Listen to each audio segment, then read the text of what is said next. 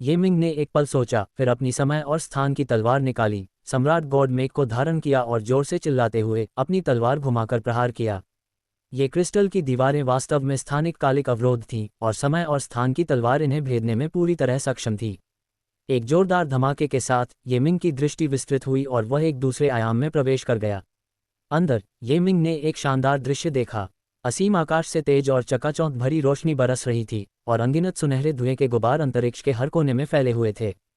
प्रकाश में नहाए हुए वे निरंतर बदलते सुनहरे ड्रैगन की तरह दिखते थे, जो विशाल विस्तार के भीतर चक्कर लगाते और नृत्य करते थे।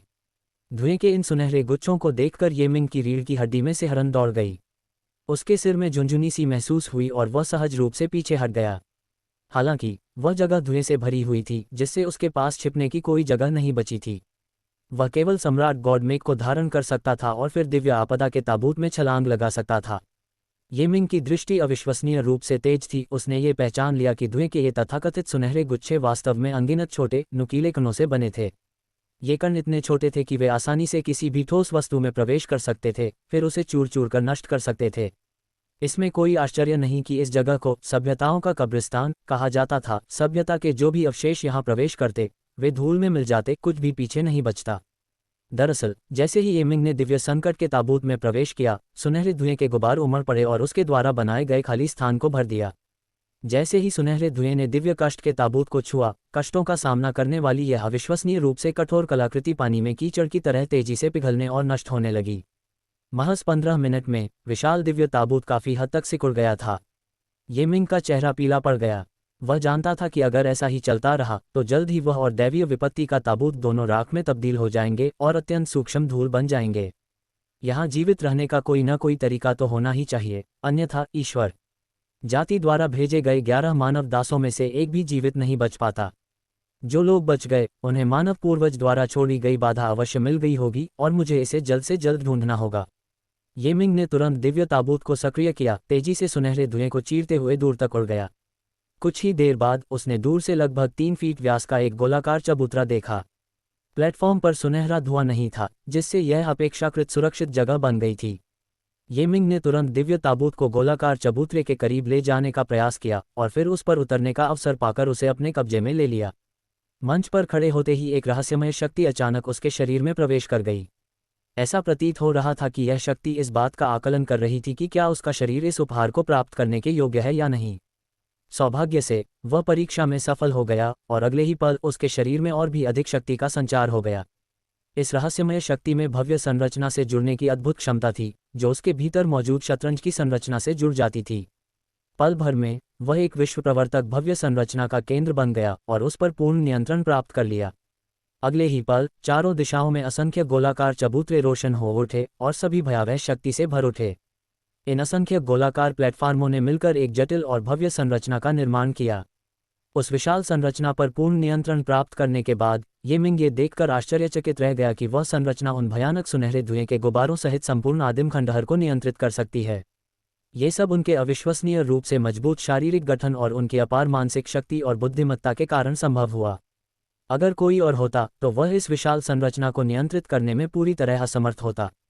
इसी वजह से इससे पहले प्रवेश करने वाले सभी मानव गुलाम खाली हाथ लौट आए थे। उनमें से किसी के पास भी उस विशाल सैन्य गठन का नेतृत्व करने की योग्यता नहीं थी। इसी क्षण एक विचार के साथ सुनहरा धुआं पर्दों की तरह हट गया, जिससे एक चौड़ा सुरक्षित मार्ग बन गया। येमिंग मानव पूर्वज द्वारा उस समय स्थापित की गई अद्वितीय भव्य संरचना की प्रशंसा किए बिना नहीं रह सका। वास्तव में उसके पास संपूर्ण आदिम खंडहर को नियंत्रित करने की क्षमता थी। इससे काम काफी आसान हो गया। सुरक्षा अब कोई मुद्दा नहीं रह जाने के कारण वह सभ्यता के क्रिस्टल की खोज में आदिम खंडहर में स्वतंत्र रूप से घूम सकता था। येमिंग को सुनहरे धुएं के एक हल्के से गुबार पर सहजता से उड़ते हुए देखा गया। उसकी निगाहें लगातार आसपास के वातावरण को छान रही थीं। वह सभ्यता के क्रिस्टल की तलाश कर रहा था। लगभग 3 दिनों के बाद उसने अचानक धुएं के भीतर चुपचाप लटका हुआ एक क्रिस्टल देखा, जो एक मानव सिर के आकार का था, एक अष्टफ्लिप, बिल्कुल साफ। येमिंग का दिल जोर से धड़क रहा था। वह तुरंत क्रिस्टल की ओर दौड़ा, उसे झट से अपने हाथ में ले लिया और ध्यान से उसका अवलोकन किया। क्रिस्टल को देखकर पहली ही नज़र में जो छाप पड़ी वह थी इसकी अत्यधिक कठोरता, एक अद्वितीय मजबूती। येमिंग का मानना था कि यह उनके जीवन में अब तक की सबसे कठिन चुनौती थी। यह कोई आश्चर्य की बात नहीं थी। सुनहरे धुएं के प्रचंड बल के नीचे बरकरार रहने के लिए सभ्यता क्रिस्टल को अविश्वसनीय रूप से टिकाऊ होना आवश्यक था, अन्यथा यह अन्य वस्तुओं की तरह बहुत पहले ही धूल में बदल गया होता।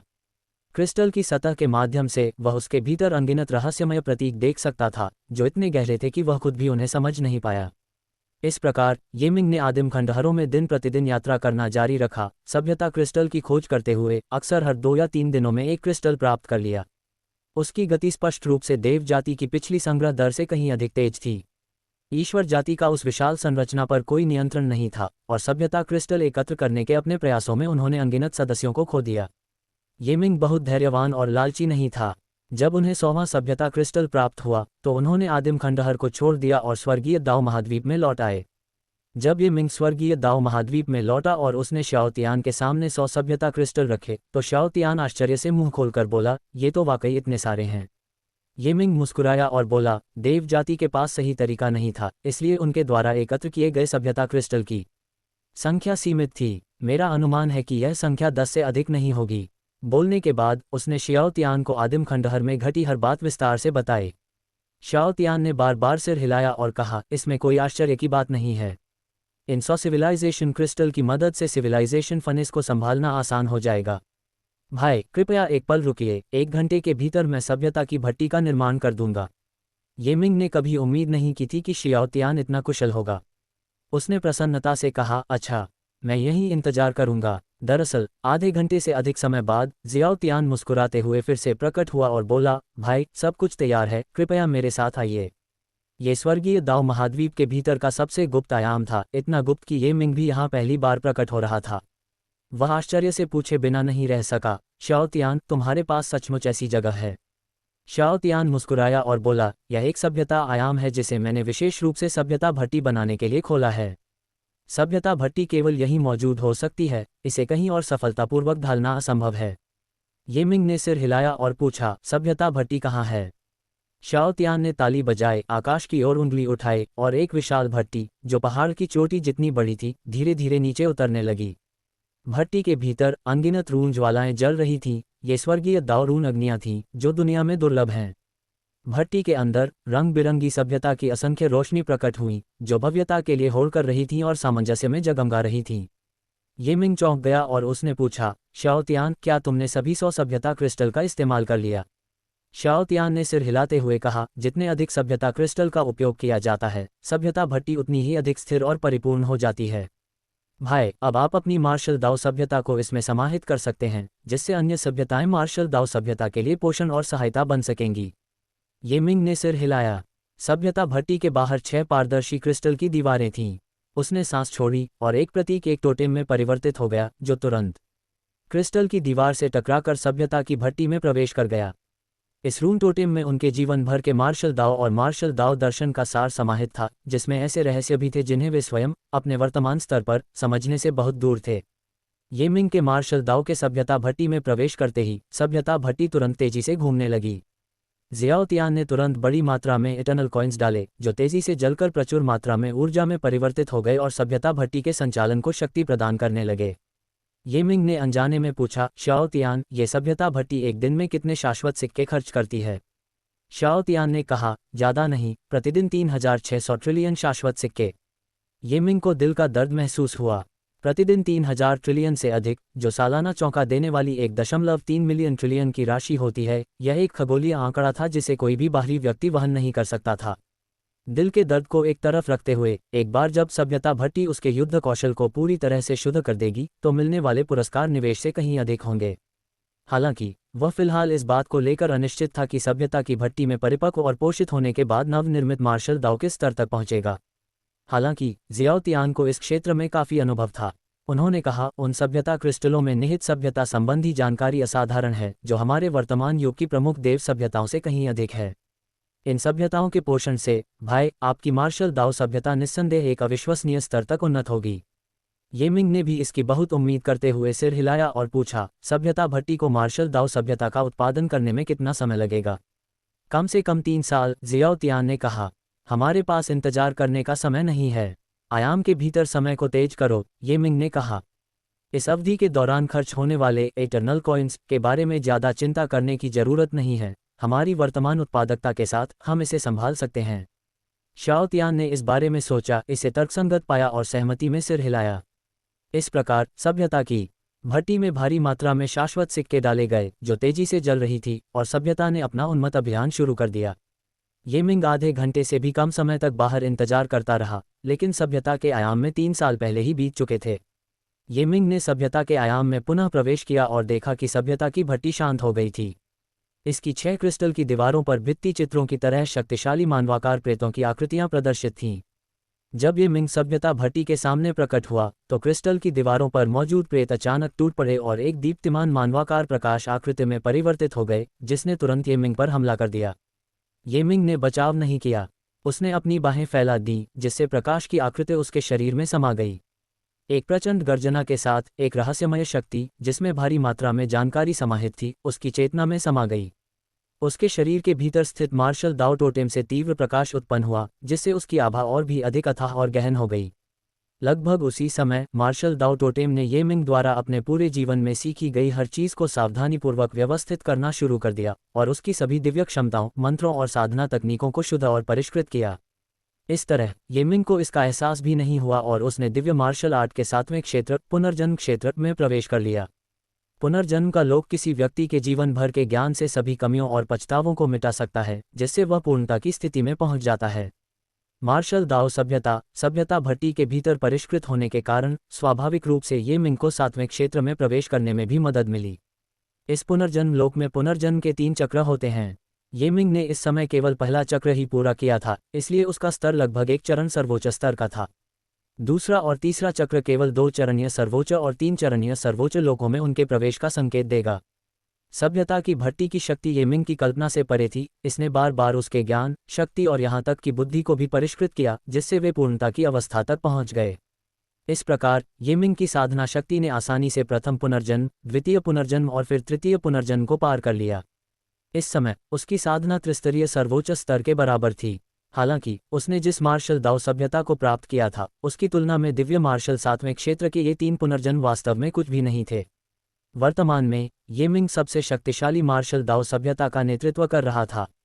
सभ्यता की भट्टी के भीतर अन्य सभी सभ्यताएं मार्शल दाओ सभ्यता के लिए केवल सहायक और अनुपूरक के रूप में कार्य करती थीं।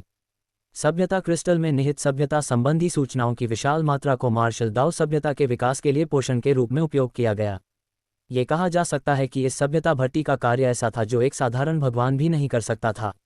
इसने सीधे मार्शल दाओ सभ्यता को उन्नत करके उसे भगवान स्तर की सभ्यता में बदल दिया। यद्यपि वर्तमान ये मिंग अभी तक भगवान स्तर का शक्तिशाली योद्धा नहीं बना था, फिर भी उसके द्वारा स्वयं निर्मित मार्शल दाओ सभ्यता में भगवान स्तर की सभ्यता की सभी क्षमताएं मौजूद थीं। बुरा नहीं, स्वर्गीय दाओ महाद्वीप आखिरकार अपना नाम बदल सकता है, जियाओ तियान ने खुशी से कहा, क्योंकि वह भी मार्शल दाओ सभ्यता की शक्ति को महसूस कर सकता था। ये मिंग के चेहरे पर न तो खुशी थी और न ही उदासी। उसने कहा, शाओ तियान, अब से स्वर्गीय दाओ महाद्वीप का नाम बदलकर मार्शल दाओ महाद्वीप कर दिया जाएगा। साथ ही हमें अधिक संसाधन प्राप्त करने और अधिक जनसंख्या बढ़ाने के लिए अराजक महाद्वीप को और विकसित करने की आवश्यकता है। शाओ तियान ने सिर हिलाया। मेरे भाई की वर्तमान शक्ति भगवान स्तर से नीचे भी अजेय है और भगवान स्तर तक पहुंचने में कोई बाधा नहीं है। हम वास्तव में अपनी महान योजनाओं को पूरा कर सकते हैं। ये मिंग ने हल्की सी मुस्कान के साथ कहा, इतना ही नहीं, अगर मेरा सामना किसी भगवान से भी हो जाए तो भी मैं उससे लड़ सकता हूँ। उसके बोलते ही असीम दिव्य सागर के भीतर सृष्टि के दिव्य गर्जन और सृष्टि के दिव्य प्रकाश से निरंतर प्रज्वलित पत्थर अचानक एक जोरदार धमाके के साथ फट गया और एक आदमी, जिसकी शक्ल बिल्कुल ये मिंग जैसी थी, बाहर निकला। ये व्यक्ति वही बलि देवता था जिसकी साधना ये मिंग ने कभी की थी, वह त्रिनुमी दोधारी तलवार। इसने जन्मजात महान दाओ ताबीज को आत्मसात कर लिया था और स्वर्ग और पृथ्वी की रचना से उत्पन्न होकर एक मानवरूपी सृजनात्मक कलाकृति बन गया था। और यही वह व्यक्ति था जिस पर ये मिंग वर्तमान में निर्भर था। ये एलांग, ये मिंग ने पुकारा। उस व्यक्ति ने हल्की सी मुस्कान के साथ कहा, साथ ही ये अब जबकि मार्शल दाओ सभ्यता पूर्णता तक पहुंच चुकी है, ये एलांग के लिए अपनी शुरुआत करने का समय आ गया है। ये एलांग वह नाम था जो ये मिंग ने 3 नोक वाली दोधारी तलवार को दिया था। बोलने के बाद उसने अपना हाथ हिलाया और उसके हाथ में एक 3 नोक वाली दोधारी तलवार प्रकट हुई, जिसमें अमरता और शक्ति की ऐसी आभा थी जो विस्मयकारी थी। ये मिंग ने हल्की सी मुस्कान बिखेरी और हाथ से इशारा किया। 3 नोक वाली दोधारी तलवार उसके हाथ में आ गिरी और ये एलांग गायब हो गया। ये एलांग ही 3 नोक वाली दोधारी तलवार था और 3 नोक वाली दोधारी तलवार ही ये एलांग था। शाओ तियान ने आश्चर्य से कहा, भाई, ये कितनी अद्भुत विधि है, असीम सागर के भीतर एक सृजनात्मक दिव्य शस्त्र का पोषण करना। ये दिव्य शस्त्र वास्तव में असाधारण है और एक भगवान को भी मार सकता है। ये मिंग ने कहा, वर्तमान में हमारी मार्शल दाओ सभ्यता को 2 चीज़ों की आवश्यकता है, पहला समय और दूसरा संसाधन। विशेष रूप से पहला, पर्याप्त समय मिलने पर ही हम अधिक मानव जाति के योद्धाओं को प्रशिक्षित कर सकते हैं और एक पूर्ण सामाजिक व्यवस्था स्थापित कर सकते हैं। इसके अलावा संसाधनों के विकास में भी समय लगता है। जियाओ तियान ने पूछा, भाई, क्या आपका मतलब यह है कि फिलहाल हमें मानव जाति के लिए समय खरीदना होगा? हाँ, ये मिंग ने कहा, इसलिए मुझे देव जाति का ध्यान भटकाने का कोई तरीका ढूंढना होगा ताकि उन्हें मानव जाति के बारे में चिंता करने का समय ही न मिले। क्या मेरे भाई के पास पहले से ही कोई अच्छी योजना है? शियाओ तियान ने जल्दबाजी में पूछा। ये मिंग ने कहा, शाओ तियान, क्या तुम्हें वह निष्कर्ष याद है जो मैंने और ओल्ड हुआंग ने निकाला था? कुछ विशेष आयामों में युग प्रधान सभ्यताएं विद्यमान हैं जो प्रथम श्रेणी की ईश्वर प्रधान सभ्यताएं हैं, उनमें ब्रह्मांड की रचना करने की क्षमता है। शाओ तियान को बहुत बड़ा झटका लगा। क्या मेरा भाई उन अजीब आयामों का पता लगाने जा रहा है? ये मिंग ने सिर हिलाया और हंस पड़ा। बिल्कुल नहीं, मैं तो बस दिखावा करना चाहता हूँ जिससे देव जाति को यह विश्वास हो जाए कि एक युगांतरकारी सभ्यता आक्रमण करने वाली है और इस तरह उनका ध्यान हमारी मानव जाति से हट जाए। क्या ये संभव है? जियाओ तियान थोड़ा हिचकिचाया। एक युगांतरकारी सभ्यता की आभा को नकली रूप से प्रकट करने के लिए किसी को कुछ वास्तविक क्षमताएं प्रदर्शित करनी होंगी। ये मिंग ने अत्यंत शांत भाव से कहा, मेरी मार्शल दाओ सभ्यता में पिछली शताब्दियों से व्युत्पन्न इतनी सारी असाधारण विधियां हैं, वे देव जाति को चकमा देने के लिए पर्याप्त होनी चाहिए। शाओ तियान ने कुछ देर सोचा और फिर कहा, चूंकि मेरे भाई की यह योजना है तो मैं निश्चित रूप से अपना पूरा समर्थन दूंगा। मेरे अवलोकन के अनुसार सभ्यता जितनी उन्नत होती है उतनी ही अधिक वह उन्नत कठपुतली प्रणालियों का उपयोग करती है। युग प्रधान सभ्यताओं की बात करें तो कठपुतली प्रणालियों ने अधिकांश श्रमिकों का स्थान ले लिया है और सभ्यता के सदस्य केवल आनंद लेते हैं, साधना करते हैं और सीखते हैं। ये मिंग हंसा। मैं अभी इसी बारे में आपसे बात करने वाला था। मार्शल दाओ कठपुतलियों के संशोधन के संबंध में मुझे कुछ अत्यंत महत्वपूर्ण जानकारी प्राप्त हुई है। असलान सभ्यता के साथ मिलकर मैं अमरता के शाश्वत कठपुतलियों का निर्माण करने में सक्षम हो जाऊंगा। शाओ तियान चौंक गया। ये तो सबको पता ही होगा कि अतीत की असलान सभ्यता युगांतरकारी सभ्यता के बेहद करीब थी, फिर भी अंत में वे केवल एक ही सम्राट देवता मेचा का निर्माण कर पाए। उसने कभी सोचा भी नहीं था कि ये मिंग की वर्तमान मार्शल दाओ सभ्यता एक शाश्वत मेचा बनाने की तैयारी कर सकती है। ये मिंग ने शियाओ तियान के विचारों को समझ लिया और कहा, शियाओ तियान, मैं जो बना रहा हूँ वे वास्तव में मार्शल दाओ कठपुतलियाँ हैं। सफल होने पर उनकी शक्ति किसी सम्राट देवता मेचा से कम नहीं होगी। हालांकि मेरी मार्शल दाओ कठपुतलियों को शाश्वत स्तर की शक्ति प्राप्त करने के लिए एक सृजन कलाकृति प्राप्त करनी होगी। शाओ तियान ने कहा, लेकिन सृजन की कलाकृतियां ढूंढना मुश्किल है, उन्हें खोजने के लिए सृजन स्थल में प्रवेश करना होगा। ये मिंग ने कहा, मैं उस सृजन स्थल पर जा चुका हूं और वहां की स्थिति को अच्छी तरह समझता हूं। मेरा अनुमान है कि सृजन स्थल में बड़ी संख्या में सृजन कलाकृतियां छिपी होंगी। विधि का ज्ञान होने पर कई कलाकृतियां मिल सकती हैं। हालांकि इस मामले में जल्दबाजी नहीं की जा सकती, हमें धीरे धीरे आगे बढ़ना होगा। शाओ तियान ने कहा, भाई, फिलहाल मेरे पास एक और योजना है। ये मिंग ने पूछा, ओह, आपके क्या विचार हैं? शाओ तियान ने कहा, क्या एकमात्र परम पूज्य सम्राट हान जियुइन और अन्य लोग उस अंतर्संबंधी आयाम में निवास नहीं कर रहे हैं जहां अनंत नरक स्थित है? क्यों न इसका उपयोग एक ऐसे दृश्य के रूप में किया जाए जिससे देव जाति को यह भ्रम हो जाए कि यह मानव जाति के महान विकास की शुरुआत है। ये मिंग ने कुछ देर सोचा और कहा, यद्यपि ये तरीका संभव है, लेकिन इसमें बहुत अधिक निवेश की आवश्यकता होगी। इसके अलावा मुझे डर है कि इस कार्रवाई से देव जाति के महान देवता मानव जाति के महान ऋषियों का नरसंहार करने के लिए प्रेरित हो सकते हैं। यदि ऐसा हुआ तो ये बहुत बुरा होगा। शाओ तियान ने कहा, कई तरह की तैयारियां करना कोई बुरी बात नहीं है। ये मिंग ने कहा, ठीक है, आप इस मामले के समन्वय और कार्यान्वयन को संभालेंगे। ये मिंग ने एकांतवास समाप्त करने के तुरंत बाद स्वर्गीय दाओ हॉल में मार्शल दाओ के सच्चे सार का उपदेश दिया। सभ्यता की भट्टी ने उनकी मार्शल दाओ सभ्यता को अविश्वसनीय रूप से उन्नत कर दिया था। इसलिए इस उपदेश के दौरान धर्म को सुनने वाले सभी लोग आनंद से भर गए, मानो उन्हें अचानक ज्ञान प्राप्त हो गया हो और महान अनुभूति हुई हो। विशेष रूप से नवचयनित 72 शिष्य, उनकी योग्यता असाधारण थी और कुछ ने तो मौके पर ही सफलता प्राप्त कर ली। प्रवचन के दौरान ये मिंग का मार्शल दाओ टोटेम प्रचंड रूप से प्रज्वलित था, जिससे असीम प्रकाश निकल रहा था जो प्रत्येक मार्शल दाओ अनुयायी के हृदय में प्रवेश कर रहा था, जिससे उनके मार्शल दाओ ज्ञान में तेजी से वृद्धि हो रही थी।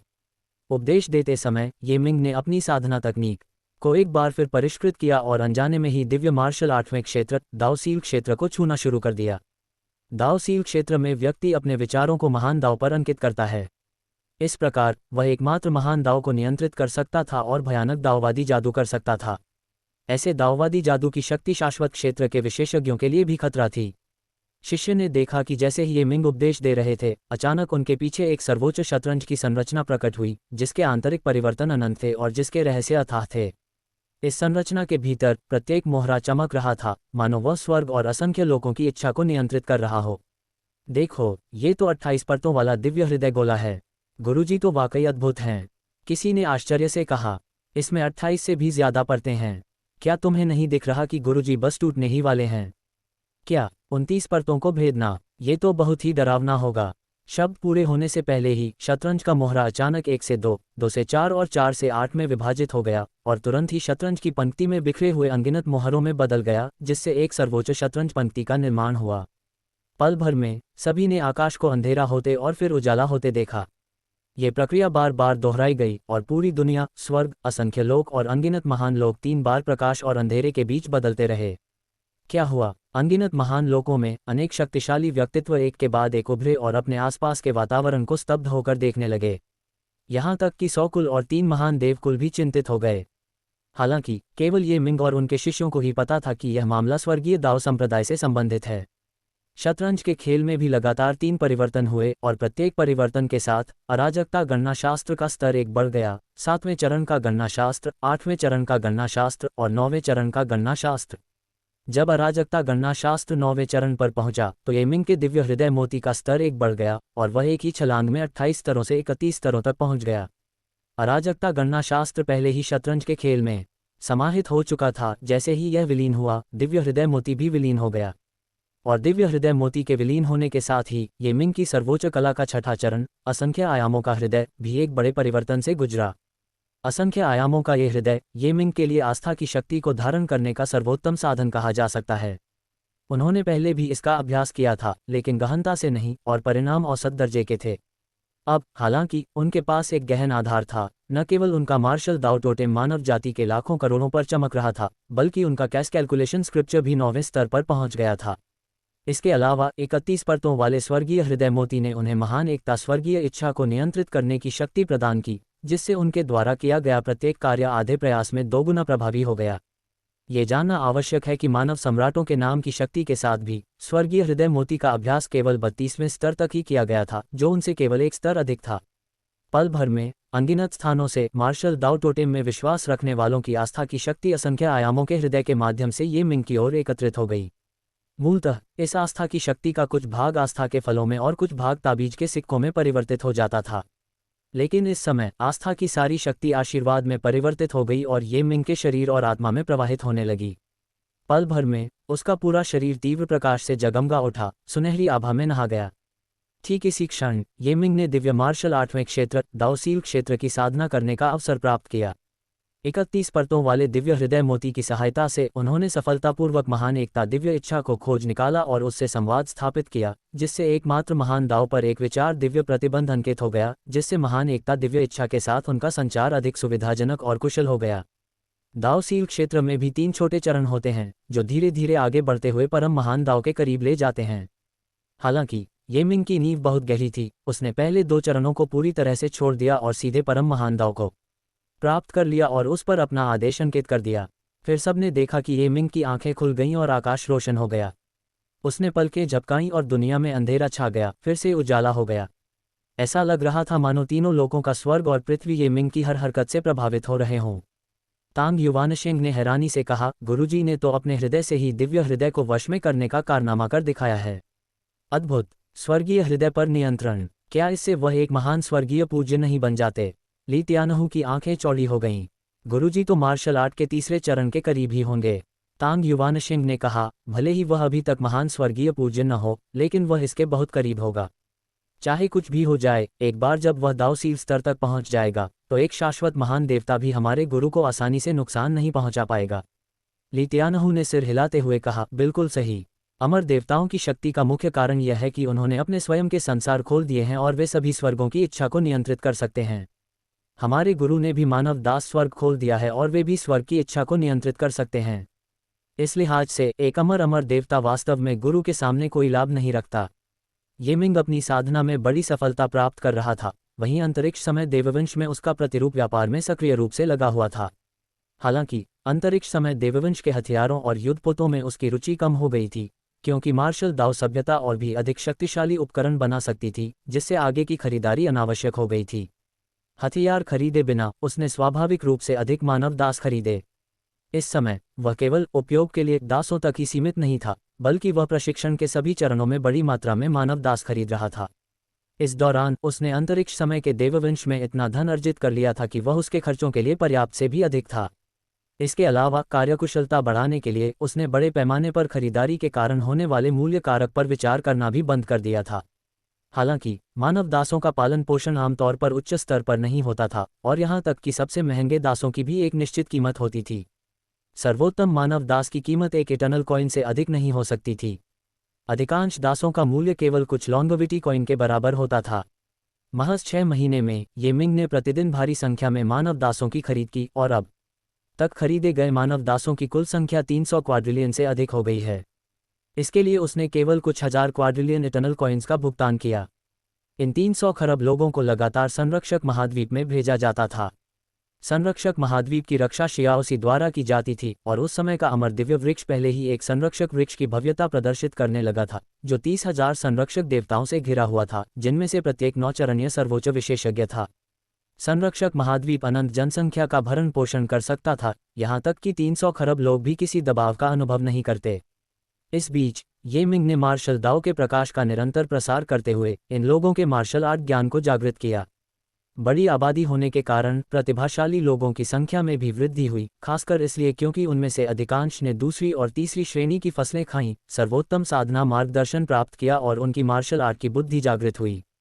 इसके परिणामस्वरूप स्वर्गीय दाओ संप्रदाय के सदस्यों की संख्या में उल्लेखनीय वृद्धि हुई, जो पहले की तुलना में 10 गुना से भी अधिक थी। पहले स्वर्गीय दाओ संप्रदाय में शिष्यों की संख्या केवल 10 लाख थी और स्थिर बनी हुई थी। हालांकि जनसंख्या में तेजी से वृद्धि के साथ स्वर्गीय दाओ संप्रदाय द्वारा भर्ती किए गए शिष्यों की संख्या में भी लगातार वृद्धि हुई। 20 लाख, 30 लाख और अंत में 20 लाख तक पहुंच गई। स्वर्गीय दाओ संप्रदाय में एक व्यवस्था थी, एक बार जब कोई शिष्य विशिष्ट शिष्य बन जाता था और उसकी साधना दिव्य मार्शल 7वें स्तर तक पहुंच जाती थी, तो वह सीधे स्वर्गीय दाओ संप्रदाय का वरिष्ठ सदस्य बन सकता था। ये मिंग द्वारा अपने मार्शल दाओ सभ्यता के पुनर्गठन के बाद बड़ी संख्या में विशिष्ट शिष्यों को पदोन्नत किया गया, जिससे वे दिव्य मार्शल 7वें स्तर में प्रवेश कर वास्तविक अधिकार प्राप्त वरिष्ठ सदस्य बन गए। स्वर्गीय दाओ संप्रदाय के वरिष्ठ संप्रदाय के संचालन के अलावा विभिन्न मामलों के लिए भी जिम्मेदार थे, जैसे कि किसी विशेष क्षेत्र पर शासन करना या किसी विशेष खान का प्रबंधन करना, और उनका व्यवहार बहुत उदार था। खान प्रबंधन का उदाहरण लें तो खान के प्रभारी वरिष्ठ, जिन्हें खान निरीक्षक वरिष्ठ के रूप में जाना जाता था, का वार्षिक वेतन 300 अरब शाश्वत सिक्के था। जैसे जैसे स्वर्गीय दाओ संप्रदाय का प्रभाव बढ़ता गया, मार्शल दाओ महाद्वीप से परे अधिकाधिक शक्तियां और उससे भी अधिक लोग मार्शल आर्ट का अभ्यास करने और यहां तक कि मार्शल दाओ महाद्वीप में प्रवास करने के लिए इच्छुक होते गए। इसका कारण सरल था, मार्शल दाओ महाद्वीप बेहतर जीवन और साधना की परिस्थितियां प्रदान कर सकता था। अनगिनत तथ्यों ने सिद्ध किया कि मार्शल दाओ सभ्यता में अन्य सभी मानव सभ्यताओं की तुलना में कहीं अधिक क्षमता थी। इसके अलावा स्वर्गीय दाओ संप्रदाय में कौन शामिल नहीं होना चाहेगा, ये सभी साधकों का सपना था। एक दिन जब ये मिंग धर्म का उपदेश दे रहे थे, तभी उन्हें अचानक राजकुमारी जियाओयुए की संचार नलिका में एक पत्र दिखाई दिया। उस पत्र में जल्दबाजी में लिखे गए केवल 2 शब्द थे, मुझे बचाओ। बिना सोचे समझे ये मिंग ने तुरंत अपनी उंगली उठाई। अब उसने सभी लोगों को आदेश दिया, जहां भी उसका विचार गया सभी लोगों ने प्रतिक्रिया दी। उसकी उंगली से सभी लोग कांप उठे और विभिन्न लोगों की दिव्य इच्छाशक्ति के सहयोग से एक लंबी अंतरिक्ष समय सुरंग का निर्माण हुआ, जो सीधे उस स्थान की ओर जाती थी जहां ये मिंग जाना चाहता था, शीत चंद्रमा का महान लोक, जो चंद्र छाया वंश का घर था। ये मिंग सुरंग में दाखिल हुआ और तुरंत शीत चंद्रमा के विशाल लोक में पहुंच गया। शीत चंद्रमा का विशाल लोक आध्यात्मिक ऊर्जा से भरपूर था। ये मिंग ने संचार वलय को सक्रिय किया, जो एक बार कंपन हुआ, और उसने तुरंत राजकुमारी जियाओयुए के स्थान का पता लगा लिया। उसने बाकी सब कुछ अनदेखा करते हुए एक कदम बढ़ाया और शीत चंद्रमा के विशाल संसार का स्थान सिकुड़ गया। वह एक भव्य महल के सामने प्रकट हुआ। महल की सुरक्षा बहुत कड़ी थी और उसके प्रकट होते ही एक तीखी आवाज आई, चंद्रमा छाया महल में घुसपैठ करने की हिम्मत कौन करता है। ये मिंग ने ऊपर की ओर निगाह घुमाई और महल की दीवारों पर सफ़ेद कवच पहने पहरेदारों की एक पंक्ति देखी जो सभी मून शैडो कबीले के सेवक थे। उसने ठंडे स्वर में कहा, मैं राजकुमारी जियाओयुए को ढूंढ रहा हूँ। कवचधारी गार्ड ने व्यंग्य करते हुए कहा, तुम राजकुमारी जियाओयुए को ढूंढ रहे हो? तो तुम जियाओयुए के साथी हो? ये मिंग ने भौहें चढ़ाते हुए पूछा, कौन सा साथी? सफ़ेद कवचधारी रक्षक ने उत्साह से हाथ हिलाते हुए कहा, ये गद्दार जियाओयुए का साथी है। इसे जल्दी से पकड़ो और देववंश से इनाम प्राप्त करो। पलक झपकते ही 10 सफ़ेद कवचधारी रक्षक नीचे आए और ये मिंग को चांदी जैसी सफ़ेद जंजीर से बांध दिया। ये मिंग ने कोई विरोध नहीं किया, बल्कि तिरस्कार भरी मुस्कान के साथ उन्हें बांधने दिया। इन रक्षकों की ताकत उसके लिए कोई मायने नहीं रखती थी। आत्मसमर्पण करने का उसका उद्देश्य राजकुमारी जियाओयुए को जल्द से जल्द ढूंढना था। सफ़ेद कवचधारी पहरेदारों ने ये मिंग की साधना शक्ति कम समझकर और यह सोचकर कि वह उनका मुकाबला नहीं कर सकता, खुशी खुशी उसे महल में ले गए। कई मोड़ पार करने के बाद वे एक भव्य हॉल में पहुंचे। हॉल बेहद शानदार और प्रभावशाली था। हॉल के बीचों बीच राजकुमारी जियाओयुए जंजीरों से बंधी घुटनों के बल बैठी थी, उनके शरीर पर घाव थे और वे बेहद हताश दिख रही थीं। हॉल के ऊपर गॉड क्लैन का एक युवक सिंहासन पर निर्भीक भाव से बैठा था, जिसके चारों ओर मून शैडो क्लैन के उच्च पदस्थ सदस्य सम्मानपूर्वक खड़े थे। 100 कुलों के लोगों का गॉड क्लैन के समक्ष कोई दर्जा या सम्मान नहीं था, ये हमेशा से ऐसा ही था। प्रतिवेदन, सफ़ेद कवचधारी एक गार्ड ने सूचना दी, हमने जियाओयुए के साथी को पकड़ लिया है। भव्य हॉल में सन्नाटा पसरा हुआ था, कोई कुछ नहीं बोल रहा था। सफ़ेद कवचधारी रक्षक के प्रकट होते ही शांति भंग हो गई और युवा देववंशी की आंखें ठंडी पड़ गईं। उसे अंदर लाओ। कुछ ही पलों में ये मिंग को भव्य हॉल में ले जाया गया। उसने तुरंत राजकुमारी जियाओयुए को देखा, जो घावों से भरी हुई थी और दयनीय लग रही थी, स्पष्ट रूप से यातना और पूछताछ सहने के कारण। जियाओयु, ये मिंग ने अपनी भुजाएं घुमाईं और दीर्घायुता क्षेत्र के कुछ श्वेत कवचधारी रक्षक तेज हवा में कागज की पतंगों की तरह उड़ गए। जमीन पर गिरने के बाद वे खड़े नहीं हो सके और खून की उल्टी करने लगे। उसने वहां मौजूद कई बलवान व्यक्तियों की अनदेखी करते हुए सीधे जियाओयुए के पास जाकर उसे उठने में मदद की। जियाओयुए के शरीर पर बंधी जंजीरें एक दिव्य कलाकृति थीं, जो बेहद मजबूत थीं। लेकिन ये मिंग ने अपनी स्पेस टाइम तलवार निकाली और एक ही वार में जंजीरें चकनाचूर हो गईं, जिससे जियाओयुए मुक्त हो गई। राजकुमारी जियाओयुए आश्चर्यचकित और प्रसन्न दोनों थीं। उन्होंने कहा, भाई, मैंने 10,000 में से एक संभावना के साथ संदेश भेजा था, मुझे उम्मीद नहीं थी कि आप आएंगे। धन्यवाद। उन्होंने तुम्हें क्यों पकड़ा? ये मिंग ने पूछा। तुम्हारी हिम्मत कैसे हुई? तुम अज्ञानी, नीच इंसान, कीड़े, तो तुमने ही जियाओयुए को धोखा दिया और उससे ऐसी बेहतरीन फसलें हासिल की जिन्हें केवल देवकुल ही खा सकता है। क्या मैं सही कह रहा हूँ? मून शैडो कुल के एक उच्च पदस्थ सदस्य ने पूछा। ये मिंग तुरंत समझ गया कि जियाओयुए को इतनी तकलीफ क्यों हुई। दरअसल देवकुल को पता चल गया था कि उसने उच्च गुणवत्ता वाले फसल के बीज खरीदे थे और उसे दिए थे। उसने आह भरी और कहा, जियाओयुए, मैंने तुम्हें फंसा दिया, मुझे बहुत खेद है। लेकिन चिंता मत करो, मैं तुम्हें यहाँ से जरूर निकाल लूंगा। मून शैडो क्लैन के उच्च पदस्थ सदस्यों ने उपहास उड़ाते हुए कहा, इंसान के कीड़े, क्या तुम सपना देख रहे हो? तुम मेरे मून शैडो पैलेस में आए हो और अब भी सोचते हो कि तुम यहाँ से जा सकते हो।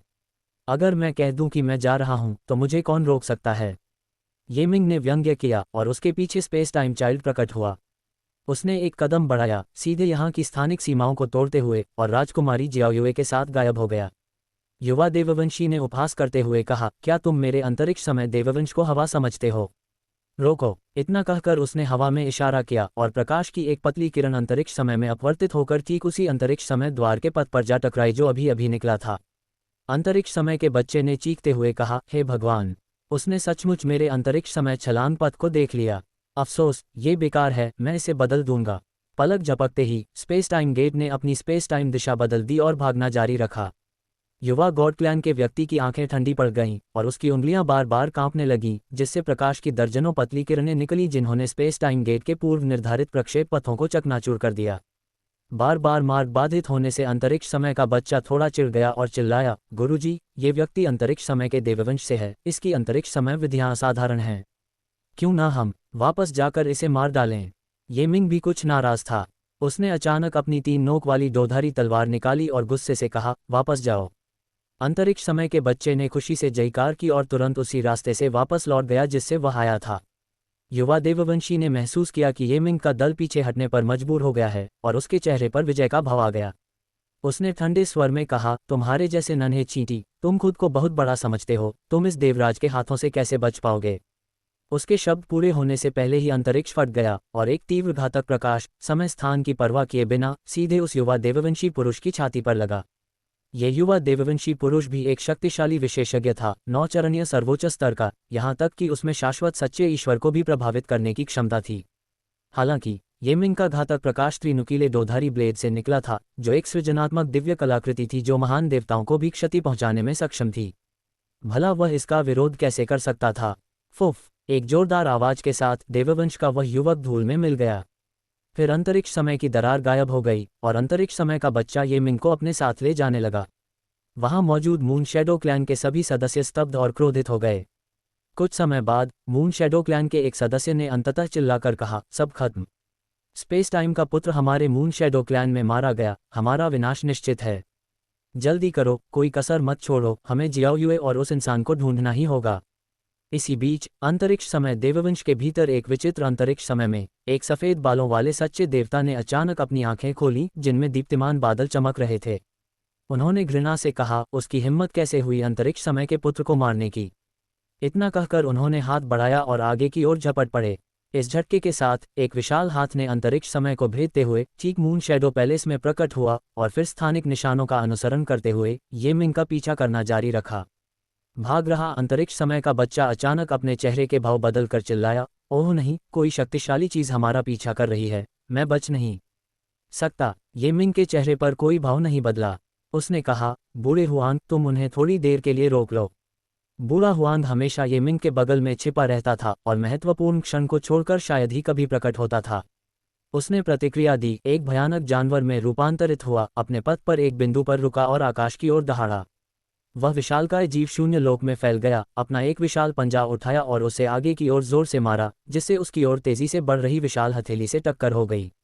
शून्य लोक तुरंत फट गया और आसपास का वातावरण अंतरिक्ष समय के एक बवंडर में बदल गया। वह विशाल हाथ पीछे हट गया, उसके पीछे एक सफेद बालों वाला असीम रूप से विशाल सच्चे ईश्वर का प्रेत प्रकट हुआ, जिसकी आभा असीम थी। उसने गुर्राते हुए कहा, ताओटी, क्या तुम मेरे देववंश के विरुद्ध खड़े होने का इरादा रखते हो? ताओटी ने ठंडी हंसी हंसते हुए कहा, सच्चे भगवान शुजी, जिसे तुम मारना चाहते हो वह मेरा छोटा भाई है। पीछे हट जाओ, वरना हम दोनों की बेइज्जती होगी। वह नवागंतुक अंतरिक्ष समय के देववंश के सच्चे देवताओं में से एक था, सच्चे देवता शुजी। ताओटी की बातों से चौंककर वह चिल्लाया, क्या वह मानव जाति की चींटी तुम्हारा छोटा भाई है? क्या तुम्हें अपनी बदनामी का डर नहीं है? ताओटी ने व्यंग्य करते हुए कहा, मानव जाति वास्तव में कमजोर है, लेकिन मेरा ये छोटा भाई भविष्य में जरूर एक शक्तिशाली शक्ति बनेगा। सच्चे भगवान शुजी ने गुस्से से कहा, तो क्या तुम मेरा रास्ता रोकने पर तुले हो? बिल्कुल, ताओटी ने अपना विशाल सिर हिलाया। अगर आपको यकीन नहीं है तो आकर लड़िए। मैंने सदियों से अपने हाथ पैर नहीं फैलाए हैं, आज कसरत के लिए एकदम सही दिन है। शाश्वत विशेषज्ञों के बीच युद्ध अक्सर स्वर्ग और पृथ्वी को नष्ट कर देते हैं, अंतहीन रूप से चलते रहते हैं और न जाने कितने महान लोगों और खगोलीय पिंडों को चकनाचूर कर देते हैं। अधिकतर युद्ध सदियों तक चलते हैं, हजारों साल तक चलना आम बात है। ताओटी की गंभीरता सुनकर सच्चे ईश्वर शुजी हिचकिचाए, उनके पास महत्वपूर्ण कार्य थे और वे समय बर्बाद नहीं कर सकते थे। इससे भी बुरा यह था कि ताओटी की क्रूरतापूर्ण प्रसिद्धि के कारण उनकी जीत की कोई संभावना नहीं थी। फिर भी एक सच्चे ईश्वर को अपनी प्रतिष्ठा बनाए रखनी चाहिए। उसने गरजते हुए कहा, आज से ताओटी, तुम अंतरिक्ष समय के ईश्वर कुल के शत्रु हो। खुद को चेतावनी समझो। छी, अंतरिक्ष समय देववंश कुछ भी नहीं है। युग आधारित सभ्यता के प्रकट होते ही तीनों महान देववंश राख में मिल जाएंगे। ताओटी ने दूसरे के पीछे हटने का आभास किया और झांसा देने का मौका लपक लिया।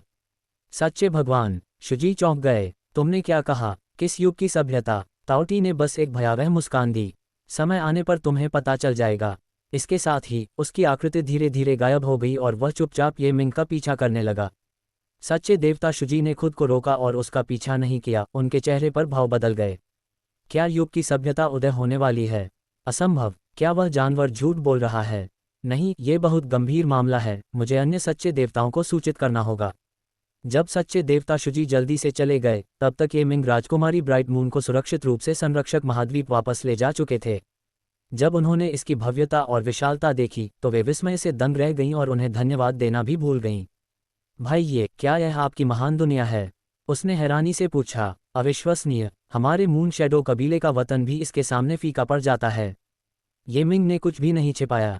ब्राइट मून, ये वास्तव में अराजक महाद्वीप है। मैंने इसकी अंतरिक्ष समय अशांति को स्थिर किया और इस भूमि को तराशा।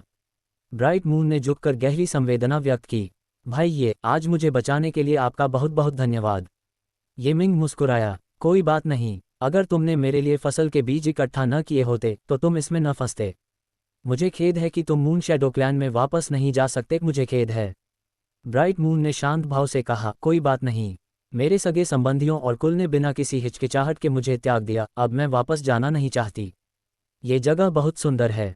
भाई ये, अब से मैं आपकी आज्ञा का पालन करने वाली एक साधारण सिपाही हूँ जो आपकी सेवा करने के लिए तत्पर है। ये मिंग मुस्कुराया। घनिष्ठ मित्र एक दूसरे को सैनिक नहीं कहते। यदि आप सचमुच मदद करना चाहते हैं तो गाजियन महाद्वीप में फसलों की बुवाई, खरीद और बिक्री की देखरेख करें। ब्राइट मून चकित रह गई। वह देख सकती थी कि महाद्वीप में अमूल्य प्रथम, द्वितीय और तृतीय श्रेणी की फसलों का विशाल भंडार उगाया जा सकता है। ये मिंग द्वारा उसे यह जिम्मेदारी सौंपे जाने से वह अभिभूत हो गई। भाई ये, मुझे डर है कि मैं अच्छा प्रदर्शन नहीं कर पाऊंगी, उसने कहा, फिर भी उसका चेहरा उत्साह से भरा हुआ था। ये मिंग ने उत्तर दिया, अगर तुम नहीं कर सकते तो कोई नहीं कर सकता। ब्राइट मून, भले ही तुम दूसरी जाति के हो, लेकिन आज के बाद तुम हम में से एक हो। भावुक होकर ब्राइट मून ने कहा, धन्यवाद भाई ये।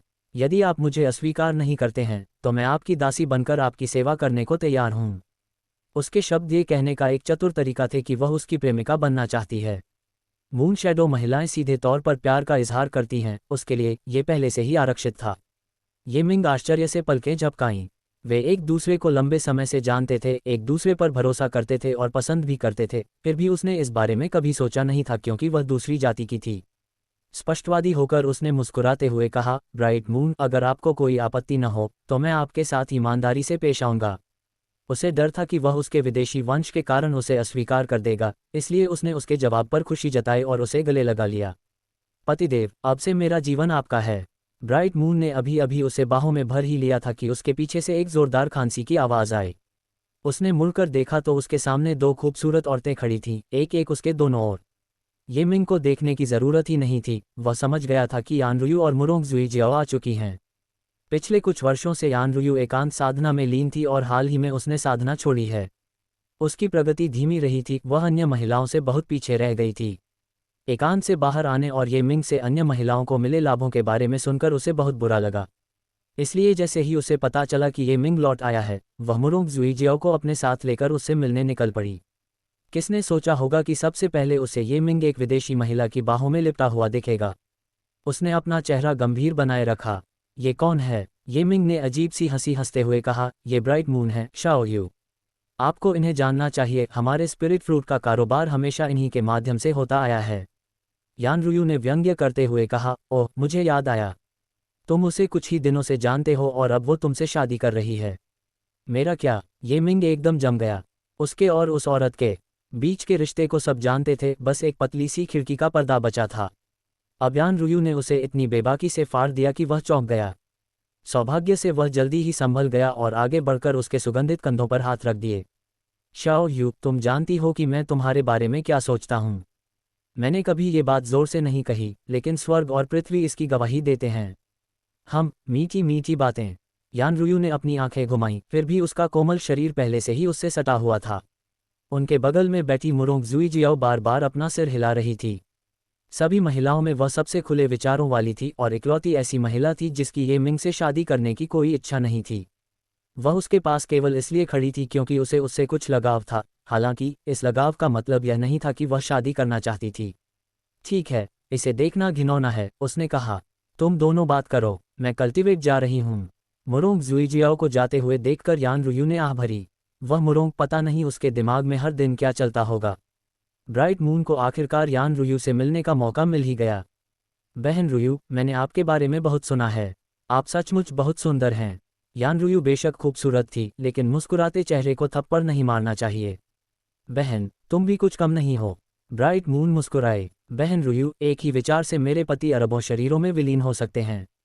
10,000 या करोड़ों महिलाओं की भी अच्छी तरह देखभाल की जा सकती है। मेरे आने से आपको कोई नुकसान नहीं होगा। यानरुयू ये बात अच्छी तरह समझती थी। संभ्रांत पुरुष हरम रखते थे, फिर भी ईर्ष्या का भाव दुर्लभ था। इसका कारण सरल था, उनके पति प्रत्येक पत्नी के लिए पर्याप्त क्लोन पैदा कर सकते थे, किसी को भी उपेक्षित महसूस करने की आवश्यकता नहीं थी। मेरा इरादा ब्राइट मून सिस्टर को निशाना बनाने का नहीं था। मैं भाई मिंग को बहुत पहले से जानती थी और अब खुद को आपके पीछे पाती हूँ, मैं इसे स्वीकार नहीं कर सकती। यान रुयू ने बिल्कुल सच कहा। ब्राइट मून हल्की सी हंसी। तो फिर मैं अभी एक तरफ हट जाती हूँ ताकि आप और मेरे पति एक दूसरे को बेहतर तरीके से जान सकें। वह सचमुच चली गई, ये मिंग और यान रुयू को अकेला छोड़कर। यान रुयू थोड़ी शर्मिंदा हो गई। ब्राइट मून को गायब होते देख उसने ये मिंग को हल्के से कई थप्पड़ मारे। ये सब तुम्हारी गलती है। ये मिंग ने उसे एक बाह में थाम लिया, उसकी कोमल त्वचा और गर्म खुशबू उसके आलिंगन में घुल गई। उसके हाथ तुरंत शरारती हो गए और मुस्कुराते हुए उसने उस कोमल जगह को धीरे से दबाया। शाओ यू, तुम पीछे रहने से नाखुश हो। क्यों ना मैं तुम्हें अभी खुश कर दूं। यान रुयू भय से उछल पड़ी, उसका शरीर बेजान होकर जमीन पर गिरने ही वाला था। वह हकलाते हुए बोली, तुम क्या करने वाले हो। ये मिंग हंसा, उसे गोद में उठाया और गाजियन महाद्वीप पर बने अपने महल में ले गया। महल बेहद भव्य था, किसी भी शाही हरम से 10,000 गुना अधिक आलीशान। अंदर प्रवेश करते ही वह सीधे एक भव्य हॉल में चला गया, जहां एक विशालकाय पलंग रखा हुआ था। उस बिस्तर पर उसके नीचे दबी हुई यान रुयू धीरे धीरे हौंफ रही थी। भाई मिंग, आपको मुझे परेशान करने की इजाजत नहीं है। ये मिंग हंस पड़ा। मैं तुम्हें तंग नहीं करूंगा, मैं तो बस तुम्हें प्यार करूंगा। इतना कहकर उसने अपनी कला का प्रयोग किया, जिससे यान रुयू बार बार चीखने लगी और जल्दी ही बेकाबू हो गई। 15 मिनट से भी कम समय में यान रुयू ने अपना सारा दिखावा त्याग दिया और ऑक्टोपस की तरह ये मिंग से लिपट गई। उसकी मादक आंखें चमक उठीं और वह कराहते हुए बोली, प्यारे बड़े भाई, मैं आपका बच्चा चाहती हूँ, मुझे ले जाओ, जल्दी करो और मुझे ले जाओ। ये मिंग ने काफ़ी पहले से तैयारी कर ली थी, उसने अपना भाला उठाया और सीधा वार किया। यान रुयू के मुंह से एक कोमल चीख निकली और वह बुरी तरह कांप उठी। यान रुयू ने अपना समय एकांतवास में बिताया था, इसलिए उसकी साधना अन्य महिलाओं से पिछड़ गई थी। ये मिंग ने इस अवसर का लाभ उठाते हुए मार्शल दाओ सभ्यता की एक तकनीक का प्रयोग किया, स्वर्ग पृथ्वी पुरुष महिला द्वैत साधना महान दाओ। एक बार इसका प्रयोग हो जाने पर शक्तिशाली पक्ष कमजोर पक्ष की अत्यधिक सहायता कर सकता था। दूसरे शब्दों में, स्वर्ग पृथ्वी नर मादा द्वैत साधना के महान मार्ग की सहायता से यान रुयू की साधना, यद्यपि अभी भी ये मिंग से नीचे है, आकाश की ओर उड़ान भरेगी और एक ही दिन में हजारों मील की दूरी तय कर लेगी।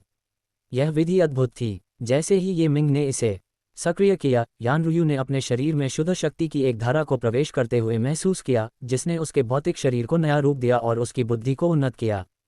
फिर भी सुधार धीमा था। सीधे शब्दों में कहें तो उन दोनों को पूरे 1 साल तक ये सिलसिला जारी रखना होगा। और इससे भी बेहतर यह होगा कि साथ में इस तरह से आनंद प्राप्त करने से सामान्य प्रेम संबंध की तुलना में 1000 गुना अधिक आनंद मिलेगा। 1 साल कोई छोटा समय नहीं होता, लेकिन सौभाग्य से ये मिंग पूरी तरह से तैयार था। उसका मार्क नंबर 1 अवतार उसकी ओर से विशाल गाजियन कॉन्टिनेंट का शासन संभाल रहा था। स्वर्गीय दाओ महाद्वीप का नाम बदलकर मार्शल दाओ महाद्वीप कर दिया गया था। नन्हे मृत्यु द्वारा स्थापित मार्ग के माध्यम से मार्शल दाओ महाद्वीप, महान लुओ स्वर्ग क्षेत्र और संरक्षक महाद्वीप पूर्णतया जुड़े हुए थे, जिससे यात्रा अत्यंत सुविधाजनक हो गई थी। ये मिंग की मार्शल दाओ सभ्यता के उत्थान के बाद उन्होंने मार्शल दाओ सभ्यता के मूल सिद्धांतों को अपने 72 शिष्यों को प्रदान कर दिया था। सच्चे उपदेश प्राप्त करने के बाद इन 72 शिष्यों में से कुछ ने स्वयं अपने शिष्यों को प्रशिक्षण देना शुरू कर दिया था। वर्तमान में ये मिंग के नियंत्रण वाले क्षेत्रों की कुल जनसंख्या तेजी से बढ़ रही थी। सबसे पहले ये मिंग ने संतानोत्पत्ति को प्रोत्साहित किया। जितने अधिक बच्चे होते थे, उतना ही अधिक पुरस्कार प्राप्त होता था। गाजियन महाद्वीप संसाधनों से समृद्ध था और इसके पुरस्कार बहुत उदार थे, जो अधिकांश लोगों को आकर्षित करते थे, इसलिए बहुत से लोग बेताब होकर बच्चे पैदा कर रहे थे। 3000 ट्रिलियन से अधिक की आबादी में से लगभग 90% में संतानोत्पत्ति की क्षमता थी और लगभग 70% ने बच्चे पैदा करने का विकल्प चुना। 1 वर्ष से भी कम समय में 10,000 ट्रिलियन लोग पैदा हुए। इसके चलते अल्पकाल में ही जनसंख्या तेजी से बढ़कर 4000 ट्रिलियन से अधिक हो गई। इसके अलावा लुओ बिंगजियान लगातार तारा सागर से बड़ी संख्या में लोगों को ला रहा था। तारा सागर की आबादी बहुत विशाल थी और अकेले पिछले 1 साल में ही तारा सागर से 300 खरब से अधिक लोग मार्शल दाओ महाद्वीप में शामिल हो चुके थे। इतना ही नहीं, मार्शल दाओ महाद्वीप की प्रतिष्ठा बढ़ने के साथ साथ नए आने वालों की संख्या भी लगातार बढ़ती जा रही थी। इस दौरान जनसंख्या में तेजी से वृद्धि हुई और उन्हें स्टार साम्राज्य की ओर से लगातार उकसावों का भी सामना करना पड़ा, जिससे मार्शल दाओ महाद्वीप पर भारी दबाव पड़ा। हालांकि बाहरी लोगों के लिए लोग केवल इतना ही जानते थे कि मार्शल दाओ महाद्वीप बहुत शक्तिशाली था, लेकिन वे यह नहीं जानते थे कि मार्शल दाओ महाद्वीप के पीछे एक और भी विशाल और समृद्ध गाजियन महाद्वीप मौजूद था। एक दिन छोटी मृत्यु ने अचानक ये मिंग को ढूंढ लिया और कहा, बड़े भाई, मेरी लताओं ने संरक्षक वृक्ष के और अधिक टुकड़ों का पता लगा लिया है। ये मिंग प्रसन्न हुआ और बोला, तो फिर हम किस बात का इंतजार कर रहे हैं?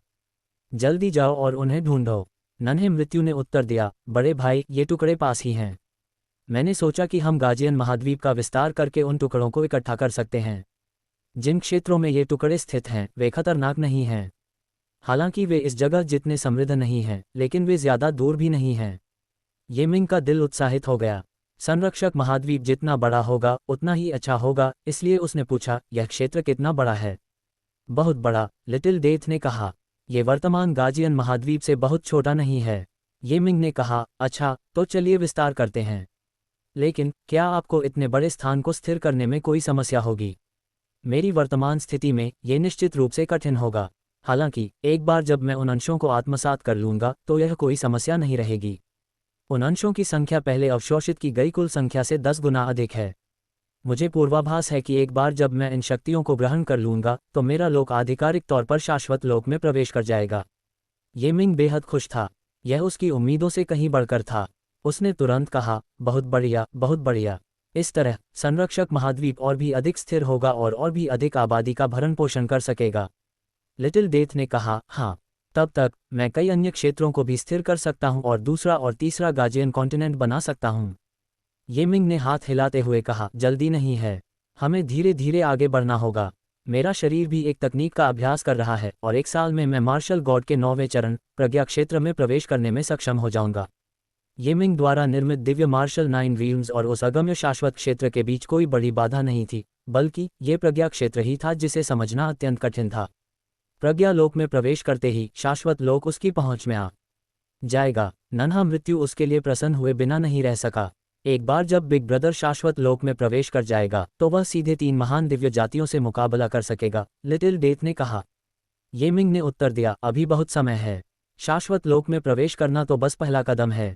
शाश्वत लोक में प्रवेश करने के बाद ही मैं आधिकारिक तौर पर मार्शल दाओ सभ्यता का निर्माण कर सकता हूं और उसकी शक्ति बढ़ा सकता हूं। इसलिए अगला वर्ष बहुत महत्वपूर्ण है। हमें 2 काम करने होंगे, पहला सुरक्षा सुनिश्चित करना और दूसरा अधिक संसाधन विकसित करना। नन्हे मृत्यु ने कहा, बड़े भाई चिंता मत करो। एक बार जब मैं उन टुकड़ों को आत्मसात कर लूंगा तो एक साधारण सच्चा देवता भी मेरा मुकाबला नहीं कर पाएगा। इसके अलावा मार्शल दाओ सभ्यता की वर्तमान शक्ति के साथ तारा साम्राज्य से लड़ना मुश्किल नहीं है। स्टार साम्राज्य के बारे में बात करते हुए ये मिंग ने सिर हिलाया, मैंने तियानहू से सुना है कि स्टार साम्राज्य हाल ही में तेजी से अशांत हो गया है और कई मानव सभ्यताएं नष्ट हो गई हैं। ऐसा लगता है कि अब हम निष्क्रिय नहीं रह सकते। नन्ही मृत्यु ने पूछा, बड़े भाई आपकी क्या योजनाएं हैं? ये मिंग ने कहा, युद्ध संबंधी मामलों के लिए हमें एक सेनापति की आवश्यकता है। हाथ के इशारे से अन्य कार्यों में व्यस्त वुकियानिंग उनके सामने प्रकट हो उठी। वुकियानिंग ने आश्चर्य से पूछा, क्या आप मुझे ढूंढ रहे हैं? ये मिंग ने सिर हिलाते हुए कहा, क्यानिंग, मुझे तुमसे एक काम करवाना है। मैं तुम्हें आदेश देता हूं कि तुम मार्शल दाओ महाद्वीप की कुलीन सेनाओं का नेतृत्व करते हुए सीधे स्टार साम्राज्य का सामना करो। वुकियानिंग चौंक गई, सीधे स्टार साम्राज्य का सामना करें? लेकिन हमारी ताकत उनसे बहुत पीछे है। वह तो पहले की बात है, ये मिंग ने कहा। मार्शल दाओ सभ्यता पहले ही उच्च स्तर पर पहुंच चुकी है। आइए। इसके साथ ही वह और वुकियानिंग मार्शल दाओ महाद्वीप के भीतर एक स्थान पर प्रकट हुए। इस स्थान पर चारों ओर मार्शल दाओ कलाकृतियों का निर्माण करने वाले कारखाने थे, जो बड़ी संख्या में मार्शल दाओ कठपुतलियों से भरे हुए थे। इनमें से कई मार्शल दाओ कठपुतलियां दिव्य मार्शल 9 लोकों में थीं। इससे भी अधिक भयावह बात यह थी कि यहाँ तक कि शाश्वत स्तर की मार्शल दाओ कठपुतलियों का एक समूह भी था। उसने ये सब कैसे किया? ये मिंग ने हैरान वुकियानिंग की ओर देखा और मुस्कुराते हुए पूछा, क्या कहते हो? इन मार्शल दाओ कठपुतलियों के साथ क्या तुम्हें अब भी लगता है कि स्टार साम्राज्य बहुत शक्तिशाली है? वुकियानिंग ने गहरी सांस ली। वह उस समय एक महान सेनापति रह चुकी थीं और उन्होंने तुरंत पूछा, आप मुझे कितनी युद्ध शक्ति दे सकते हैं? ये मिंग ने कहा, 10 नए सुसज्जित युद्ध नगर, 10 शाश्वत युद्धपोत, 5 शाश्वत स्तर के मार्शल दाओ कठपुतली, 10 लाख दिव्य मार्शल 9 रील्म्स मार्शल दाओ कठपुतली और 800 अरब अन्य युद्ध कठपुतलियां। बेशक ये सब नहीं है। मैं ओल्ड हुआन को गुप्त रूप से आपकी सुरक्षा के लिए तैनात करूंगा। सैन्य आपूर्ति के बारे में आपको बिल्कुल भी चिंता करने की आवश्यकता नहीं है। आप जितना भी उपभोग करें, मैं आपको पर्याप्त से अधिक आपूर्ति करूंगा। वुकियानिंग की सांसें तेज हो गईं।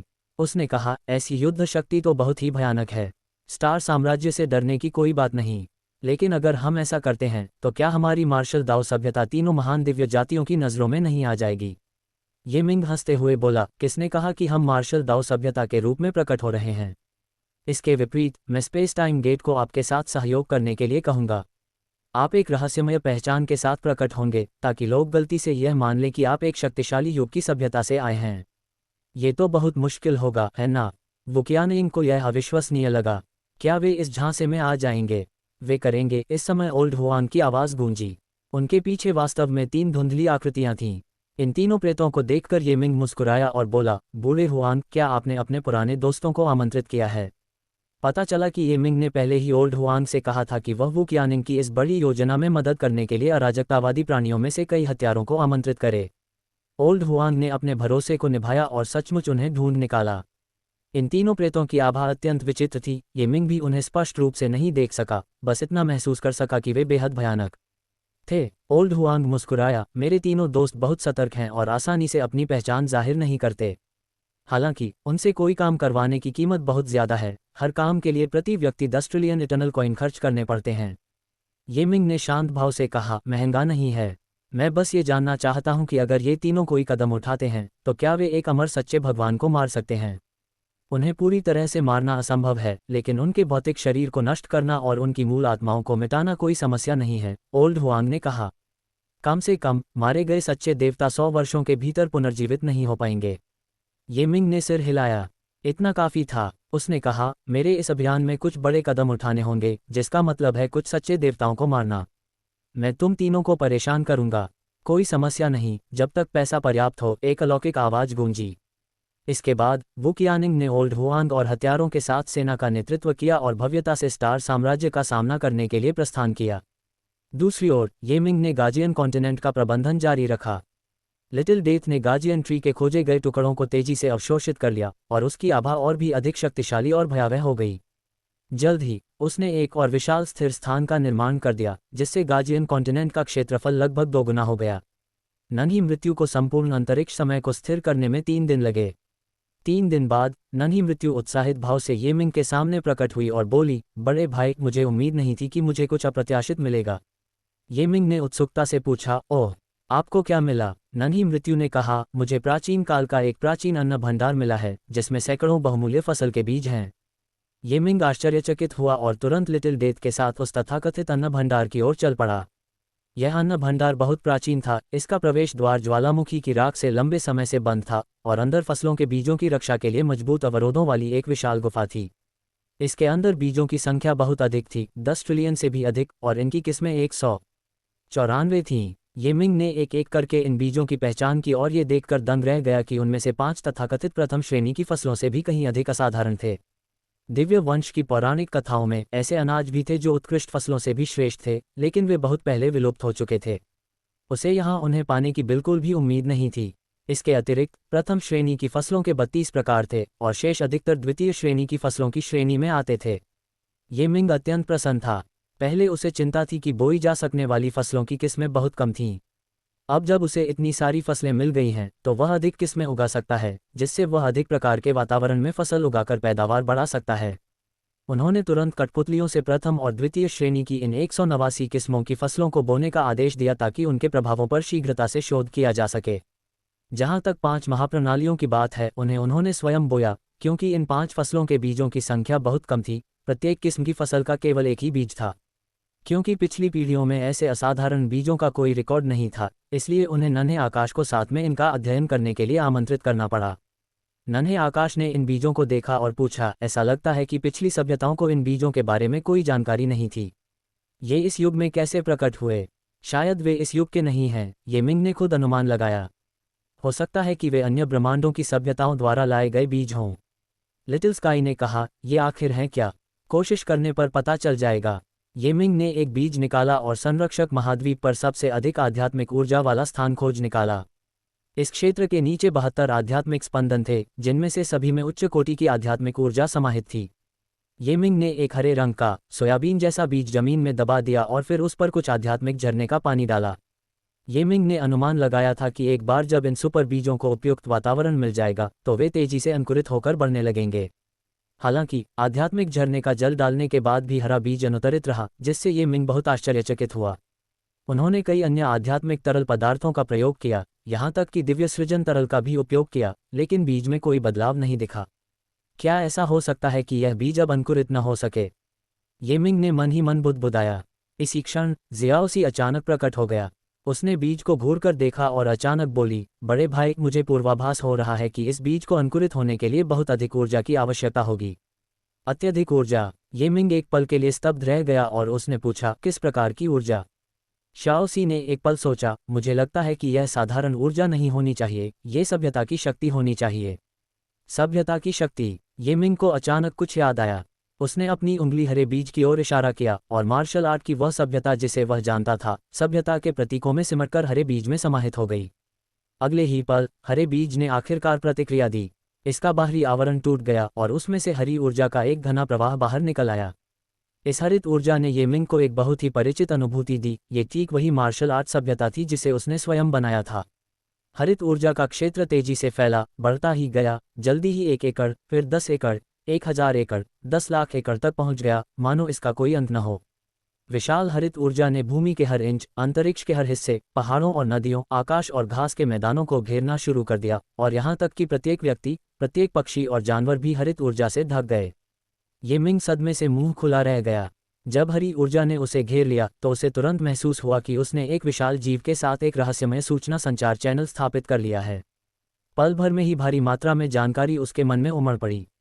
यदि उनकी शतरंज की रणनीति के अनंत रहस्य और दिव्य मार्शल आर्ट के 8वें चरण तक पहुंचने की उनकी साधना न होती तो वे मौके पर ही बेहोश हो जाते। ये मिंग के चेहरे पर देख रहा सदमा धीरे धीरे परमानंद में बदल गया। पता चला कि इस सुपरसीड का नाम जिंगवेई था और यह अविश्वसनीय रूप से चमत्कारी था, जो ऊर्जा और पदार्थ के बीच मौजूद था। केवल पर्याप्त रूप से उन्नत सभ्यतागत शक्ति ही जिंगवेई को सक्रिय कर सकती थी। एक बार सक्रिय हो जाने पर जिंगवेई अनंत रूप से तब तक फैलता रहेगा जब तक कि वह आकाश और पृथ्वी को अपने आलिंगन में न ले ले। इसे और अधिक स्पष्ट रूप से कहें तो जिंगवेई को एक अविश्वसनीय रूप से शक्तिशाली आदिम आत्मा के रूप में देखा जा सकता है जो अनंत रूप से विकिरण कर सकती है। हालांकि यह आदिम आत्मा खाली थी और इसे सक्रिय करने वाले व्यक्ति द्वारा नियंत्रित थी। ये मिंग द्वारा इस जिंगवेई को सक्रिय करना इस पर नियंत्रण प्राप्त करने के बराबर था। निस्संदेह जिंगवेई एक आदिम आत्मा से कहीं अधिक रहस्यमय थी, क्योंकि यह पदार्थ और ऊर्जा के बीच विद्यमान एक जादुई शक्ति थी और यह अक्षय थी। अधिक सटीक रूप से कहें तो इसे स्वर्ग की इच्छा माना जा सकता है। हालांकि ये स्वर्ग की इच्छा से भी कहीं अधिक सर्वशक्तिमान था। ये किसी भी जीवित प्राणी या वस्तु का निर्माण कर सकता था, अपार शक्ति उत्पन्न कर सकता था और सूचनाओं के आदान प्रदान का एक उत्कृष्ट माध्यम था। संक्षेप में कहें तो इस जिंगवेई की मदद से ये मिंग रातों रात अपने सपनों की मार्शल आर्ट सभ्यता की स्थापना कर सकता था। ये मिंग के एक विचार से संरक्षक महाद्वीप पर 1 लाख ली के क्षेत्र में अचानक समुद्रों और शहतूत के खेतों के खिसकने जैसे व्यापक परिवर्तन हुए। 10,000 ली तक फैली एक पर्वत श्रृंखला जमीन में धंस गई और नदी का पानी उसमें बहकर एक झील बन गया। एक रेगिस्तान के नीचे अचानक बड़ी मात्रा में पानी जमीन में समा गया, जिससे रेगिस्तान एक नखलिस्तान में बदल गया। एक अन्य क्षेत्र में अरबों हरे ऊर्जा ताड़ के पेड़ अचानक शून्य में प्रकट हो गए। वे जमीन पर उतरे, गोबी रेगिस्तान के सभी पत्थरों को उठाया और फिर उन्हें 1 लाख ली दूर स्थित एक घाटी की ओर फेंक दिया। Whoosh whoosh whoosh. कुछ ही पलों में गोबी रेगिस्तान के सारे पत्थर उठ गए और सारे कंकड़ घाटी में गिर गए, जिससे विशाल घाटी पत्थरों के पहाड़ में तब्दील हो गई। ये मिंग ने लगातार जिंगवेई की शक्ति को नियंत्रित किया और उसे अचानक एहसास हुआ कि वह अब संरक्षक महाद्वीप का सर्वोच्च देवता है, कोई भी उसकी अवज्ञा नहीं कर सकता था। वह इस बात से हैरान और उत्साहित दोनों था कि उसे एक खजाना मिल गया है। उन्होंने तुरंत बाकी 4 बीज निकाले और जिंगवेई से उनकी पहचान करने को कहा। जिंगवेई ने तुरंत सूचना भेजी, निराशाजनक रूप से ये चारों बीज इस ब्रह्मांड के वातावरण के अनुकूल नहीं हो सके और विकसित नहीं हो सके। ये मिंग को ज्यादा अफसोस नहीं हुआ, एक जिंगवेई ने ही उसे बेहद भाग्यशाली महसूस कराया था, इसलिए इन 4 बीजों की विफलता कोई मायने नहीं रखती थी। इससे पहले वह हमेशा से मार्शल आर्ट सभ्यता की आवश्यकताओं के अनुसार गाजियन महाद्वीप का निर्माण करना और एक सच्ची मार्शल आर्ट सभ्यता की स्थापना करना चाहता था। दुर्भाग्यवश उनकी क्षमताएं सीमित थीं, क्योंकि वे दिव्य मार्शल आर्ट के केवल 8वें चरण में थे। यदि वह वास्तव में एक सभ्यता का निर्माण करना चाहता तो उसे शाश्वत स्तर का महान देवता होना पड़ता, अन्यथा यह असंभव होता। लेकिन अब हालात अलग थे। जिंगवेई के साथ ये सब अब कोई समस्या नहीं थी। जिंगवेई की ऊर्जा अविश्वसनीय रूप से शक्तिशाली थी, जो शाश्वतता के दूसरे चरण में एक सच्चे देवता के बराबर थी। ये मिंग जिंगवेई का अध्ययन करने में इतना मग्न था कि उसने अपने बगल में बैठे शियाओसी को नजरअंदाज कर दिया था। जियाओसी ने अभी अभी बड़ी संख्या में टुकड़ों को अवशोषित किया था और हर लिहाज से उसमें बहुत बड़ा बदलाव आना चाहिए था, फिर भी ये मिंग ने पाया कि उसमें शायद ही कोई बदलाव आया था। बड़े भाई, उन टुकड़ों को आत्मसात करने के बाद मुझे कुछ प्राचीन यादें वापस मिल गई हैं, जियाओसी ने अचानक कहा। ये मिंग प्रसन्न हुआ, क्या तुम्हें अपनी याददाश्त वापस मिल गई? शाओ सी, बड़े भाई, मेरे पूर्ववर्ती वास्तव में संरक्षक वृक्ष थे। उस समय इस जिंगवेई की तरह मैं इस ब्रह्मांड का हिस्सा नहीं था। ये मिंग ने सोचा, इस ब्रह्मांड से संबंधित नहीं हो। शियाओ सी, फिर तुम कहाँ से आए हो? जिस स्थान पर मेरा जन्म हुआ वह ब्रह्मांड से भी उच्च स्तर का था और उसमें रहने वाले प्राणी अविश्वसनीय रूप से शक्तिशाली थे। संयोगवश मुझे उस ब्रह्मांड से एक आवाज़ सुनाई दी जहां मनुष्य निवास करते हैं। इसलिए मैंने उस बाधा को पार किया और इस ब्रह्मांड में आ गया। जब मैं वहां पहुंचा तो मेरा सामना इस ब्रह्मांड की अराजक इच्छा से हुआ। अव्यवस्थित इच्छाशक्ति पूर्ण नहीं थी, ये ब्रह्मांड में जन्मी पहली इच्छाशक्ति थी और इस इच्छाशक्ति ने स्वयं को ताइक्सु कहा। ताइक्सु को पूर्वाभास हो गया था कि ब्रह्मांड में ऐसे प्राणी जन्म लेंगे और उसने मुझसे उनकी रक्षा करने के लिए कहा। मैंने इस पर सहमति जताई और वही बन गया जिसे आप संरक्षक वृक्ष के रूप में जानते हैं। ये मिंग थोड़ा हैरान होकर बोला, ताइक्सु ने तुम्हें उनकी रक्षा करने के लिए कहा था और तुमने बस उनकी रक्षा कर दी। आपने इसके लिए सहमति क्यों दी? शाओ सी ने मुस्कुराते हुए कहा, बड़े भाई, उस समय संरक्षक वृक्ष की कोई इच्छा नहीं थी। उन्होंने कहा और मैंने वैसा ही किया।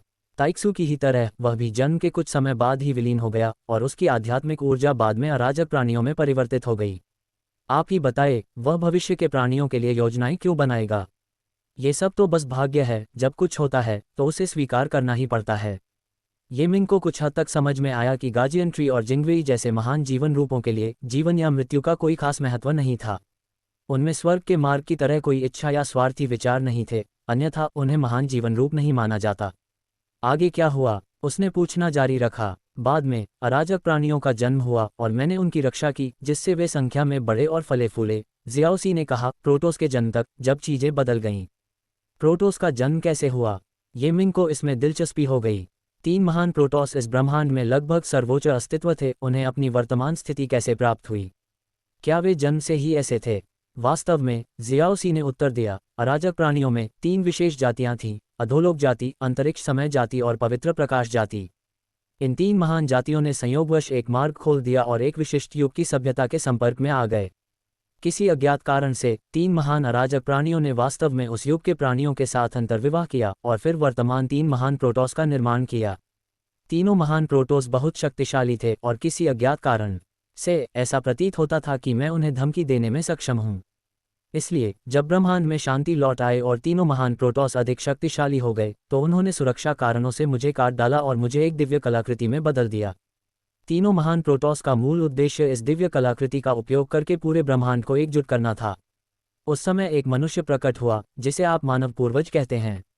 मानव पूर्वज ने दिव्य कलाकृति को चकनाचूर कर दिया और उसके टुकड़े अराजक महाद्वीप में बिखर गए। मैंने जिन टुकड़ों को आत्मसात किया उनमें से अधिकांश वे थे जो दिव्य कलाकृति के बिखरने के बाद बचे थे। ये मिंग के मन में संदेह उत्पन्न हुआ, तीनों जातियों के साथ अंतर्विवाह करने वाली उस युग की सभ्यता ने ऐसा क्यों किया? अंतर्जातीय विवाह से उन्हें क्या लाभ मिल सकता है? इसके अलावा उनके मिश्रित नस्ल के वंशज वास्तव में आपसे खतरे में थे। मुझे लगता है कि इस कहानी में और भी बहुत कुछ है। हाँ, लेकिन अभी इसकी पुष्टि करना असंभव है, जियाओसी ने कहा। ये मिंग, सौभाग्य से अब आप धीरे धीरे ठीक हो रहे हैं। जिंगवेई मुझे पूरे अराजक महाद्वीप को नियंत्रित करने में मदद कर सकता है और मैं आपको सभी टुकड़े खोजने में मदद करूंगा ताकि आप सच्चे संरक्षक वृक्ष में परिवर्तित हो सकें। शाओ सी ने हल्की सी मुस्कान के साथ कहा, धन्यवाद बड़े भाई, लेकिन मेरा विचार है कि मैं जिंगवेई के साथ विलय करने की उम्मीद करता हूँ। ये मिंग दंग रह गया, जिंगवेई के साथ विलय? शाओ सी, हाँ, मैंने अब संरक्षक वृक्ष की शक्ति का लगभग 1% पुनः प्राप्त कर लिया है, लेकिन अगर मैं सारे टुकड़ों को आत्मसात भी कर लूं तो भी अपनी पूर्वस्थिति को वापस पाना असंभव होगा। जिंगवेई और संरक्षक वृक्ष एक ही स्तर के महान जीव हैं। यदि मैं इसके साथ विलीन हो जाऊं तो मैं और भी अधिक शक्तिशाली जीव बन सकता हूं। ये मिंग ने पूछा, क्या ऐसा करने में कोई जोखिम है? कोई जोखिम नहीं होगा। जिंगवेई के मन में कोई स्वार्थी विचार या इच्छा नहीं है। विलय के बाद मैं ही प्रमुख रहूंगा। इसके अलावा इस तरह मैं मार्शल आर्ट सभ्यता की स्थापना में बिग ब्रदर की बेहतर सहायता कर सकता हूं, जियाओसी ने कहा। ये मिंग ने थोड़ी देर सोचा और फिर सिर हिलाकर कहा, ठीक है, मैं इससे सहमत हो सकता हूं। आपके विलय में कितना समय लगेगा? मुझे किस प्रकार सहयोग करना चाहिए? शाओ सी ने धीरे से मुस्कुराते हुए अचानक अपना घूंघट हटा दिया, जिससे उसका परिपूर्ण नारी शरीर प्रकट हुआ और उसने कहा, बड़े भाई, मेरे पास एक मानव शरीर है और मैं यिन और यांग के मिलन की विधि के माध्यम से अप्रत्यक्ष रूप से जिंगवेई को नियंत्रित कर सकती हूँ। इसके साथ ही ये मिंग के कुछ प्रतिक्रिया देने से पहले ही वह खुद को उसकी बाहों में झोंक चुकी थी। उसका शरीर बेहद कोमल था और उससे मीठी सुगंध निकल रही थी। शाओसी, जो मूल रूप से एक छोटी बच्ची थी, वास्तव में बहुत अच्छी तरह से विकसित हो गई थी। अगर ये मिंग ने हमेशा उसकी अनदेखी न की होती तो उसे एहसास होता कि वह किसी भी अन्य महिला से कम सुंदर नहीं थी, शायद उससे भी ज़्यादा सुंदर थी। ये मिंग ने आह भरी और फिर जियाओसी गायब हो गया। ये पता चला कि दोनों का मिलन मुख्य शरीर के माध्यम से ही होना था, लेकिन इस समय भी उनका मुख्य शरीर यान रुयु के साथ स्वर्ग और पृथ्वी, पुरुष और स्त्री के दांव का अभ्यास कर रहा था। वह सब करने की क्या आवश्यकता थी? बड़े से बिस्तर पर ये मिंग यान रुयु के साथ प्रेम प्रसंग में डूबा हुआ था कि अचानक उसका चेहरा बदल गया और उसने जल्दी से यान रुयु को रजाई में लपेट दिया। अगले ही पल उसने शियाओसी को देखा और फिर एक सुगठित, कोमल और सुंदर शरीर चादरों में समा गया। यान रुयु ने ये मिंग की ओर देखते हुए अपने लाल होंठ काटे। जियाओसी ने उसकी तरफ देखा और कहा, तुम एक पल रुको, मैं पहले जाती हूँ, जल्दी करो। बोलने के बाद वह पलट गई और ये मिंग से लिपट गई। यान रुयु चाहे जितना भी सोच ले, उसने कभी कल्पना भी नहीं की थी कि शियाओसी ऐसा कुछ करेगा। हालांकि इस समय वह केवल अपने हाथों पर ठुड्डी टिकाकर उदास महसूस कर रही थी और दोनों के जल्दी खत्म होने का इंतजार कर रही थी। हालांकि शियाओसी फुर्तीली थी, फिर भी लड़ाई 2 घंटे तक चली। इस दौरान यान रुयु ने देखा कि ये मिंग के शरीर से हरे रंग की ऊर्जा की अनगिनत धाराएं निकल रही थीं, जिन्हें यान रुयु ने अवशोषित कर लिया। साथ ही यान रुयु के शरीर से भारी मात्रा में सफ़ेद ऊर्जा ये मिंग के शरीर में प्रवाहित हुई। ये मिंग की भावनाएं और भी तीव्र थीं। पहले तो वह केवल जिंगवेई को नियंत्रित करता था, उसकी ऊर्जा पर उसका कोई अधिकार नहीं था। लेकिन अब जिंगवेई की ऊर्जा उसके शरीर से गुजरी और शाओसी द्वारा पूरी तरह से अवशोषित हो गई। साथ ही शाओसी ने भी उसे कुछ ऊर्जा वापस दी। इन प्रतिदेय ऊर्जाओं में न केवल जिंगवेई की ऊर्जा थी, बल्कि संरक्षक वृक्ष की ऊर्जा भी समाहित थी। यह ऊर्जा अविश्वसनीय रूप से उन्नत थी, जो ब्रह्मांड में किसी भी जीवित प्राणी के जीवन स्तर से कहीं अधिक थी। यहाँ तक कि शाश्वत 3 लोकों के शक्तिशाली प्राणी भी इतनी उन्नत ऊर्जा धारण नहीं कर सकते थे। ये जानना आवश्यक है कि जिंगवेई और संरक्षक वृक्ष महान जीव थे जो ब्रह्मांडीय स्तर से परे थे। उनकी ऊर्जा से ये मिंग के शरीर में तुरंत पूर्ण परिवर्तन हुआ और वह पूरी तरह से बदल गया। शुरू में ये मिंग यिन और यांग के दाव पर भरोसा करते हुए दिव्य मार्शल 9वें क्षेत्र की प्रज्ञा बुद्धि का अभ्यास करते हुए आनंद लेने वाले थे। लेकिन जब महान ऊर्जा उनके शरीर में प्रवेश कर गई तो न केवल उनका भौतिक शरीर बल्कि उनकी बुद्धि और आत्मा भी धीरे धीरे एक अत्यंत उच्च स्तर पर पहुंच गई, इतना उच्च कि अन्य प्राणी उस स्तर तक पहुंचने की आशा भी नहीं कर सकते थे। सबसे पहले जो चीज़ बदली वह थी उसकी शतरंज की संरचना। उस संरचना में अनेक रहस्यमय दिव्य शक्तियां समाहित थीं और वह ये मिंग की आध्यात्मिक नींव थी। लेकिन इस क्षण वह संरचना अचानक बिखर गई और स्वर्गीय हृदय मोती, सर्वायामी हृदय और अराजकता गणना सरणी जैसे सभी निशान पूरी तरह से गायब हो गए। केवल आध्यात्मिक ऊर्जा का एक शुद्ध पिंड शेष रह गया। इस क्षण ये मिंग लगभग बेहोश हो गया, उसकी चेतना धुंधली पड़ने लगी। हालांकि अगले ही पल आध्यात्मिक ऊर्जा ने अचानक अनगिनत अत्यंत सूक्ष्म आध्यात्मिक इकाइयों का निर्माण किया, जो फिर व्यवस्थित और संयोजित होने लगीं। कुछ ही सांसों में एक धुंध जैसी चमक प्रकट हुई जो धीरे धीरे घूम रही थी, और यह ये मिंग के विचार और ज्ञान का नया रूप था। ये मिंग ने पलकें झपकाईं और अचानक कहा, 33 परतों वाला स्वर्गीय हृदय मोती भी इसके सामने फीका पड़ जाता है। ये तुम्हारा ब्रह्मांडीय मस्तिष्क है, जियाओसी ने कहा। ये तुम्हें इस ब्रह्मांड में सबसे बुद्धिमान और सबसे अधिक क्षमता वाला प्राणी बना देगा। शाओसी के बोलने से पहले ही ये मिंग के शरीर में भी एक चमत्कारिक परिवर्तन हुआ। चारों ओर से असीम ब्रह्मांडीय शक्ति उसके शरीर में प्रवाहित हुई, जिससे उसका शरीर ब्रह्मांड के साथ सामंजस्य स्थापित करने लगा। मूलतः इस ब्रह्मांड में कोई भी पदार्थ या ऊर्जा अब उसे नुकसान नहीं पहुंचा सकती थी। परिवर्तन अभी भी जारी थे। ये मिंग सदमे से उछल पड़ा, यहाँ तक कि वह ये भी भूल गया कि उसने कपड़े नहीं पहने हैं। वह वहीं खड़ा रहा, अपनी बंदूक को सीधा रखते हुए, और शियाओसी से पूछा, मेरे साथ क्या हो रहा है?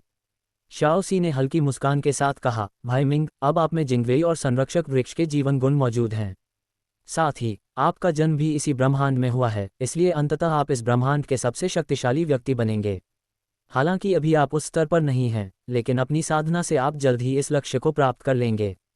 पास खड़ी यान रुयु को अब जलन नहीं हो रही थी। उसने अपने छोटे से मुंह को ढकते हुए पूछा, भाई मिंग, अब आपको कैसा लग रहा है? ये मिंग ने हाथ हिलाया और उसके शरीर पर एक लंबा चोला प्रकट हो गया। उसने कहा, अभी अभी मैंने स्वयं ही दिव्य मार्शल 9वें क्षेत्र, प्रज्ञा क्षेत्र में प्रवेश कर लिया है, और मुझे लगता है कि मैं किसी भी समय मार्शल दाओ के तीनों क्षेत्रों में प्रवेश कर सकता हूँ। शाओसी, मार्शल दाओ के 3 लोकों में कुछ लोग प्रतिज्ञा करके इसे प्राप्त करते हैं, अन्य वध करके। भाई मिंग इसे कैसे करेंगे? ये मिंग मुस्कुराई और बोली, जल्दी नहीं है, मुझे हमेशा अपने वर्तमान शरीर के अनुकूल ढलने की जरूरत है। फिर उसने यान रुयु से कहा, शाओ यू, हम लगभग तैयार हैं। तुम्हारी साधना भी दिव्य मार्शल 8वें स्तर तक पहुंच चुकी है। मेरे साथ संरक्षक महाद्वीप चलो। यान रुयू ने उत्सुकता से पूछा, भाई मिंग, आप क्या करने वाले हैं? ये मिंग ने कहा, शाओसी की वर्तमान शक्ति शाश्वत द्वितीय स्तर के किसी महाशक्ति से कम नहीं है। अब हमें किसी से डरने की जरूरत नहीं है। आगे हम पूरे अराजक महाद्वीप पर कब्जा कर लेंगे और फिर उसे एक सच्चे मार्शल दाओ महाद्वीप में बदल देंगे। इस बार न केवल यान रुयू बल्कि लुओ बिंगजियन, जियाओ तियान, जियाओ युए, ये मिंग के 72 शिष्यों और अन्य सभी प्रमुख सदस्य संरक्षक महाद्वीप पर पहुंच गए।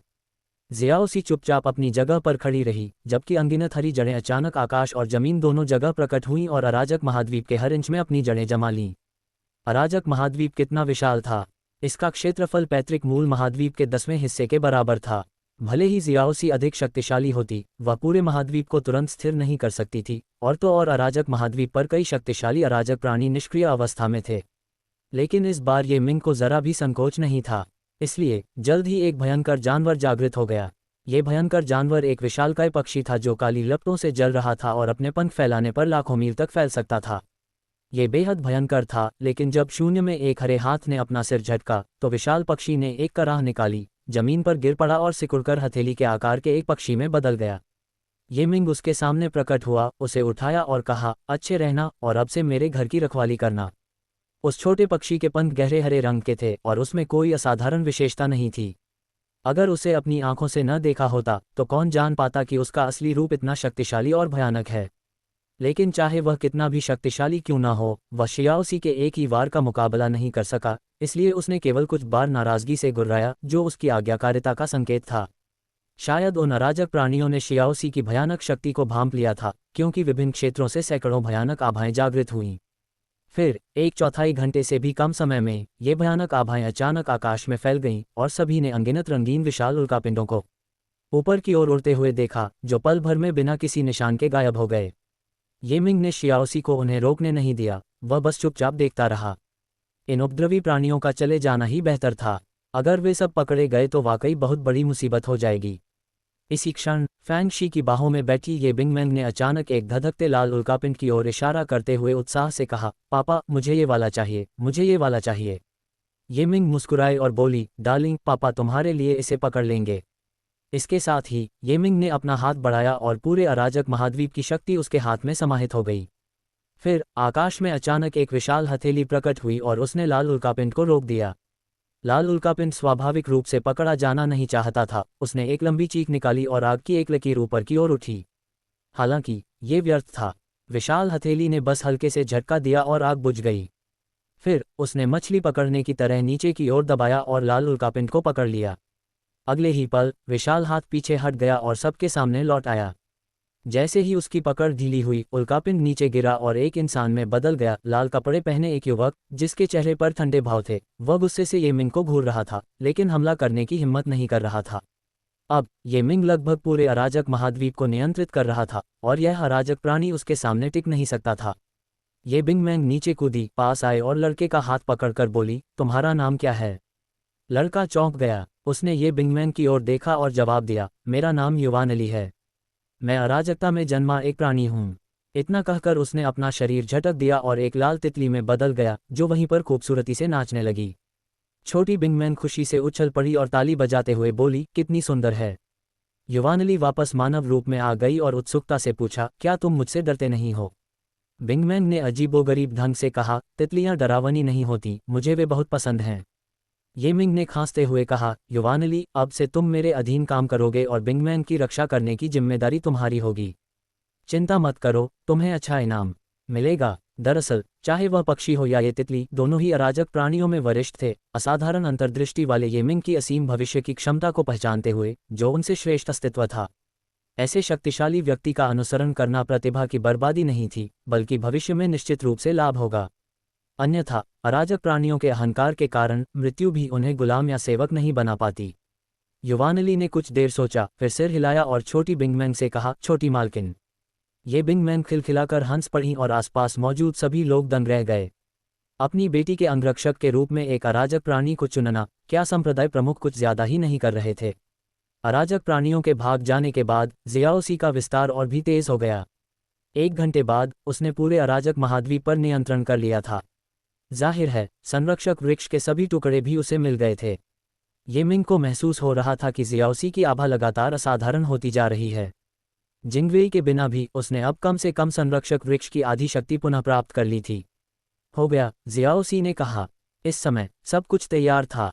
ये मिंग ने गहरी सांस ली और कहा, शाओ तियान, मार्शल दाओ महाद्वीप को अराजक महाद्वीप में मिला दो। शाओ तियान को इसी का इंतजार था। उसने तुरंत अपनी सर्वोच्च जादुई शक्ति का प्रयोग किया और आकाश में एक विशाल भूभाग प्रकट हुआ जो किनारों पर स्थित अराजक महाद्वीप के साथ पूर्णतया विलीन हो गया। इसके लिए ये मिंग के सहयोग की आवश्यकता थी और दोनों पक्षों ने एक साथ मिलकर कार्य किया। महज 2 घंटों में दोनों महाद्वीप एक हो गए। लेकिन यह अंत नहीं था। ये मिंग ने हाथ बढ़ाकर नीचे की ओर दबाया और महान लुओ स्वर्ग क्षेत्र में दूसरा स्वर्ग खुल गया, जिससे इस अराजक महाद्वीप से जुड़ने का मार्ग बन गया। और फिर सबकी निगाहों में सब कुछ तेजी से बदल गया। पता चला कि अराजक महाद्वीप पर नियंत्रण करके ये मिंग के पास विकास के लिए पर्याप्त संसाधन और आत्मविश्वास था और वह महाद्वीप पर समय के प्रवाह को भी व्यापक रूप से नियंत्रित कर सकता था। सबकी निगाहों में रात ढल गई और दिन निकल आया। बसंत, ग्रीष्म, पतझड़ और शीत ऋतु बारी बारी से आते रहे, तारे और चंद्रमा घूमते रहे और सब कुछ बढ़ता रहा। 1 घंटे से भी कम समय में पूरे अराजक महाद्वीप ने 100 साल पूरे कर लिए। इन 100 वर्षों के दौरान मार्शल दाओ सभ्यता का पूर्ण और व्यापक विकास हुआ और लोग मार्शल दाओ सभ्यता की सामाजिक कार्यप्रणाली से भी परिचित हो गए। साथ ही अराजक महाद्वीप का नाम बदलकर मार्शल दाओ महाद्वीप रख दिया गया। मूल स्वर्गीय दाओ महाद्वीप और संपूर्ण अराजक महाद्वीप के विलय से बना नया मार्शल दाओ महाद्वीप महान लुओ स्वर्ग क्षेत्र से जुड़ा हुआ था।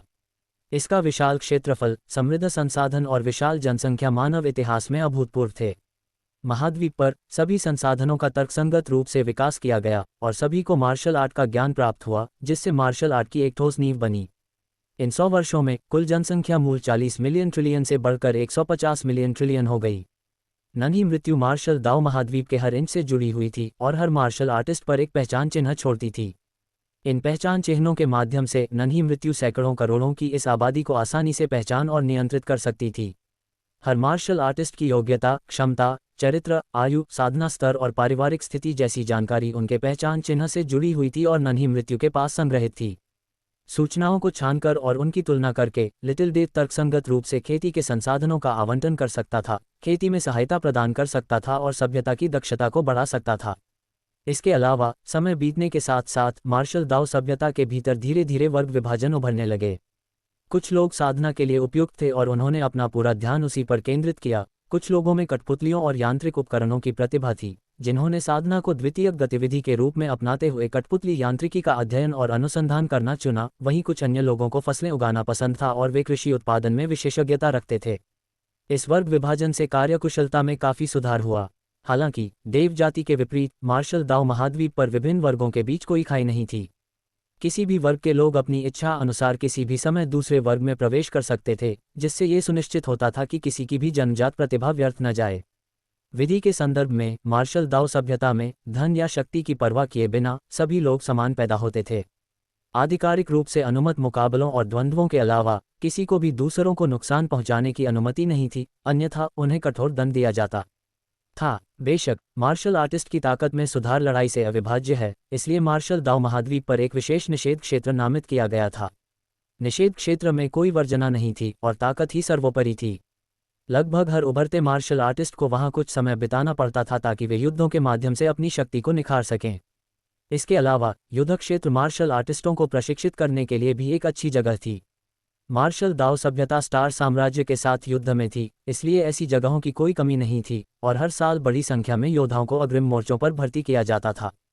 100 वर्षों में 150 मिलियन ट्रिलियन लोगों में से कितने प्रतिभाशाली और महान व्यक्तित्व उभरेंगे। अंतिम परिणाम देखकर ये मिंग भी हैरान रह गया।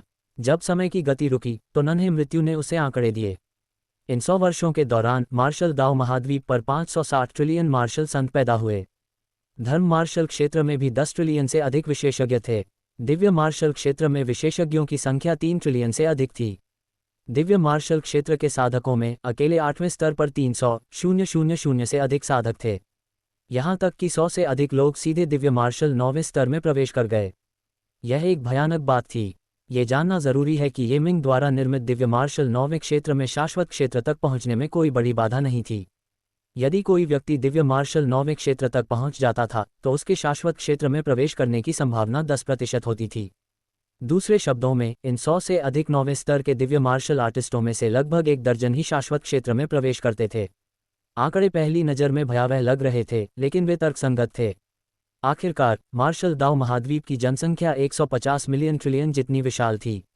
इतनी बड़ी जनसंख्या और इतने सारे साधना संसाधनों के साथ शाश्वत स्तर के विशेषज्ञों के एक समूह का प्रकट होना स्वाभाविक था।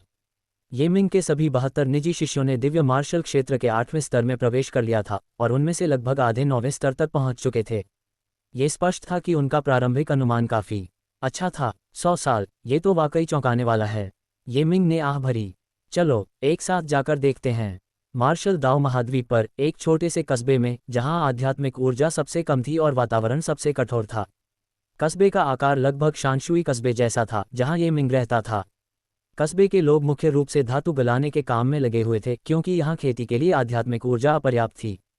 कस्बे की धातु गलाने की विधियाँ अत्यंत परिष्कृत थीं, यद्यपि वे सबसे उन्नत नहीं थीं। उनके द्वारा बनाए गए हथियार और कृषि उपकरण मुख्यतः आम लोगों को बेचे जाते थे। फिर भी, इस प्रकार का काम हर कोई नहीं कर सकता था।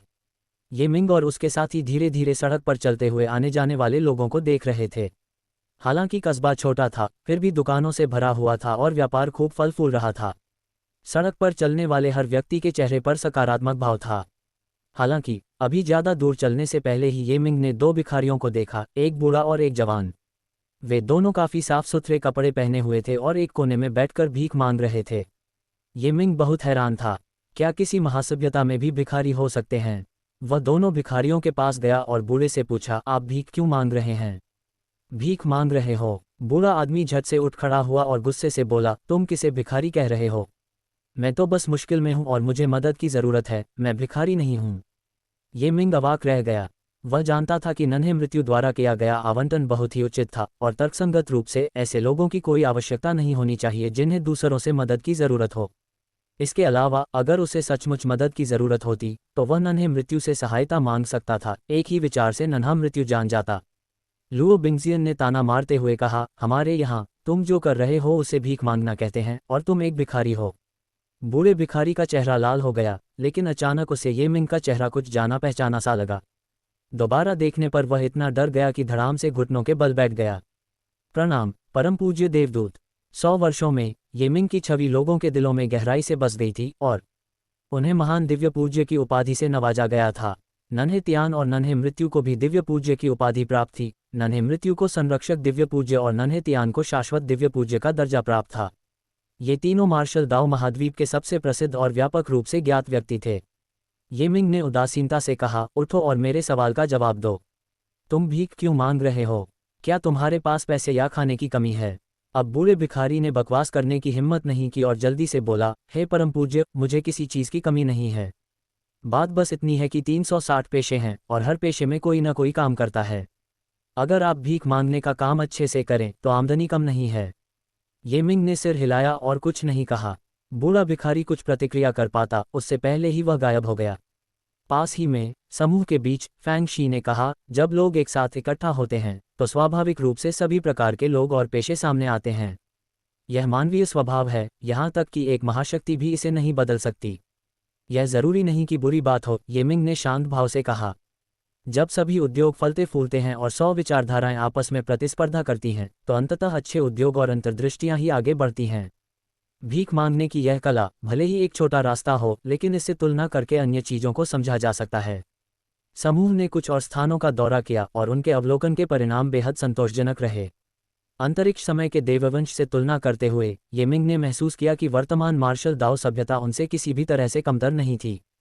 प्रशंसनीय बात यह थी कि मार्शल दाओ सभ्यता अब और भी परिष्कृत और शक्तिशाली युद्धपोत, कठपुतलियां और हथियार बना सकती थी। इसका समग्र स्तर अब देववंश से कम नहीं था। 100 वर्षों में, संपूर्ण अराजक महाद्वीप से निकाले गए संसाधन भयावह थे। मार्शल दाओ महाद्वीप के पास हर प्रकार के युद्ध उपकरण बनाने के लिए पर्याप्त पूंजी थी। कुछ अवलोकन के बाद, झांग हेंग ने उत्साहपूर्वक कहा, बड़े भाई, हमारी वर्तमान शक्ति के साथ हम स्टार साम्राज्य को पूरी तरह से नष्ट कर सकते हैं और 3 महान देवकुलों का सामना कर सकते हैं। अभी नहीं, ये मिंग ने उदासीनता से कहा। हम अभी भी अपनी मूल योजना के अनुसार युग सभ्यता का उपयोग करके देव जाति का ध्यान भटकाएंगे। देव जाति का आधिकारिक रूप से सामना करने से पहले हमें कम से कम 3 काम पूरे करने होंगे। कौन सी 3 चीजें? सबने जल्दी से पूछा। ये मिंग, सबसे पहले मुझे शाश्वत लोक में प्रवेश करना होगा और मार्शल दाओ के तीसरे स्तर को पूरी तरह से व्यवस्थित करना होगा। दूसरा, मार्शल दाओ महाद्वीप में 100 से अधिक शाश्वत लोक के विशेषज्ञ होने चाहिए। तीसरा, हमें पूरी मानव जाति को एकजुट करना होगा और एक एकीकृत सरकार स्थापित करनी होगी। जब तक ये तीनों चीजें पूरी नहीं हो जाती, हम खुले तौर पर देव जाति का सामना नहीं कर सकते। सब लोग चुप हो गए। ये मिंग ने आगे कहा, सब लोग एकांत साधना में वापस चले जाओ। मैं शाश्वत लोक के लिए आक्रमण करने जा रहा हूँ। सभी लोग हैरान थे। ये मिंग ने अभी अभी ही सफलता प्राप्त की थी, क्या वह अब शाश्वत लोक में प्रवेश करने की तैयारी कर रहा था? उन्हें ये मिंग को मिले लाभों का अंदाजा नहीं था। महान जीवन की विरासत, शक्ति, ब्रह्मांड का मस्तिष्क और एक अविश्वसनीय रूप से शक्तिशाली शरीर होने के कारण शाश्वत लोक में प्रवेश करना उसके लिए बहुत आसान हो गया था। शाश्वत लोक क्या है? इसमें व्यक्ति लगभग अमर और अविनाशी होता है। जब तक कोई प्रलयकारी घटना न घटे तब तक उसकी मृत्यु नहीं हो सकती। जी हाँ, प्रलयकारी घटना से पहले एक महान शाश्वत देवता को मारना अत्यंत कठिन होता है और उसे केवल सील किया जा सकता है। यदि उनकी मृत्यु भी हो जाती है तो वे कुछ वर्षों बाद पुनर्जन्म लेकर शीघ्र ही अपनी साधना शक्ति को पुनः प्राप्त कर लेते हैं। मूलतः ये मिंग को शाश्वत लोक तक पहुंचने से पहले कुछ समय के लिए स्थिर होने की आवश्यकता होती। हालांकि उनके पास मानव पूर्वज की विरासत और पूर्व युग की सभ्यता से प्राप्त जानकारी के साथ साथ ब्रह्मांड की शक्तिशाली बुद्धि भी थी। इस प्रकार मार्शल दाओ का तृतीय स्तर शीघ्र ही आकार लेने लगा और धीरे धीरे स्पष्ट और परिपूर्ण होता चला गया। ये मिंग एकांतवास में चले गए और उनके आसपास के अधिकांश लोग भी एकांतवास में थे। यह उनका सबसे आराम का समय था क्योंकि संपूर्ण मार्शल दाओ सभ्यता के समाज के संचालन में उनकी भागीदारी लगभग न के बराबर थी। सब कुछ नन्हे मृत्यु द्वारा पुनर्तः नियंत्रित था। अराजक महाद्वीप के बाहर नन्ही मृत्यु ने पहले ही प्रतिबंधों की कई परतें स्थापित कर दी थीं। उसने जिंगवेई और संरक्षक वृक्ष को मिलाकर एक ऐसा सुरक्षात्मक अवरोध खड़ा कर दिया था जिसे शाश्वत लोक के द्वितीय स्तर का सच्चा देवता भी भेद नहीं सकता था। शाश्वत लोक के तृतीय स्तर का विशेषज्ञ भी आसानी से प्रवेश नहीं कर सकता था। यहाँ तक कि अगर वे जबरदस्ती प्रवेश कर भी लेते तो उन्हें बहुत अधिक प्रयास करना पड़ता। इस प्रकार यद्यपि मार्शल दाओ महाद्वीप का तीव्र विकास हुआ, फिर भी यह शेष विश्व से अलग थलग रहा। बाहरी शक्तियों को यह पता नहीं था कि भीतर क्या घट रहा है, न ही वे मार्शल दाओ सभ्यता में हो रहे व्यापक दैनिक परिवर्तनों से अवगत थीं।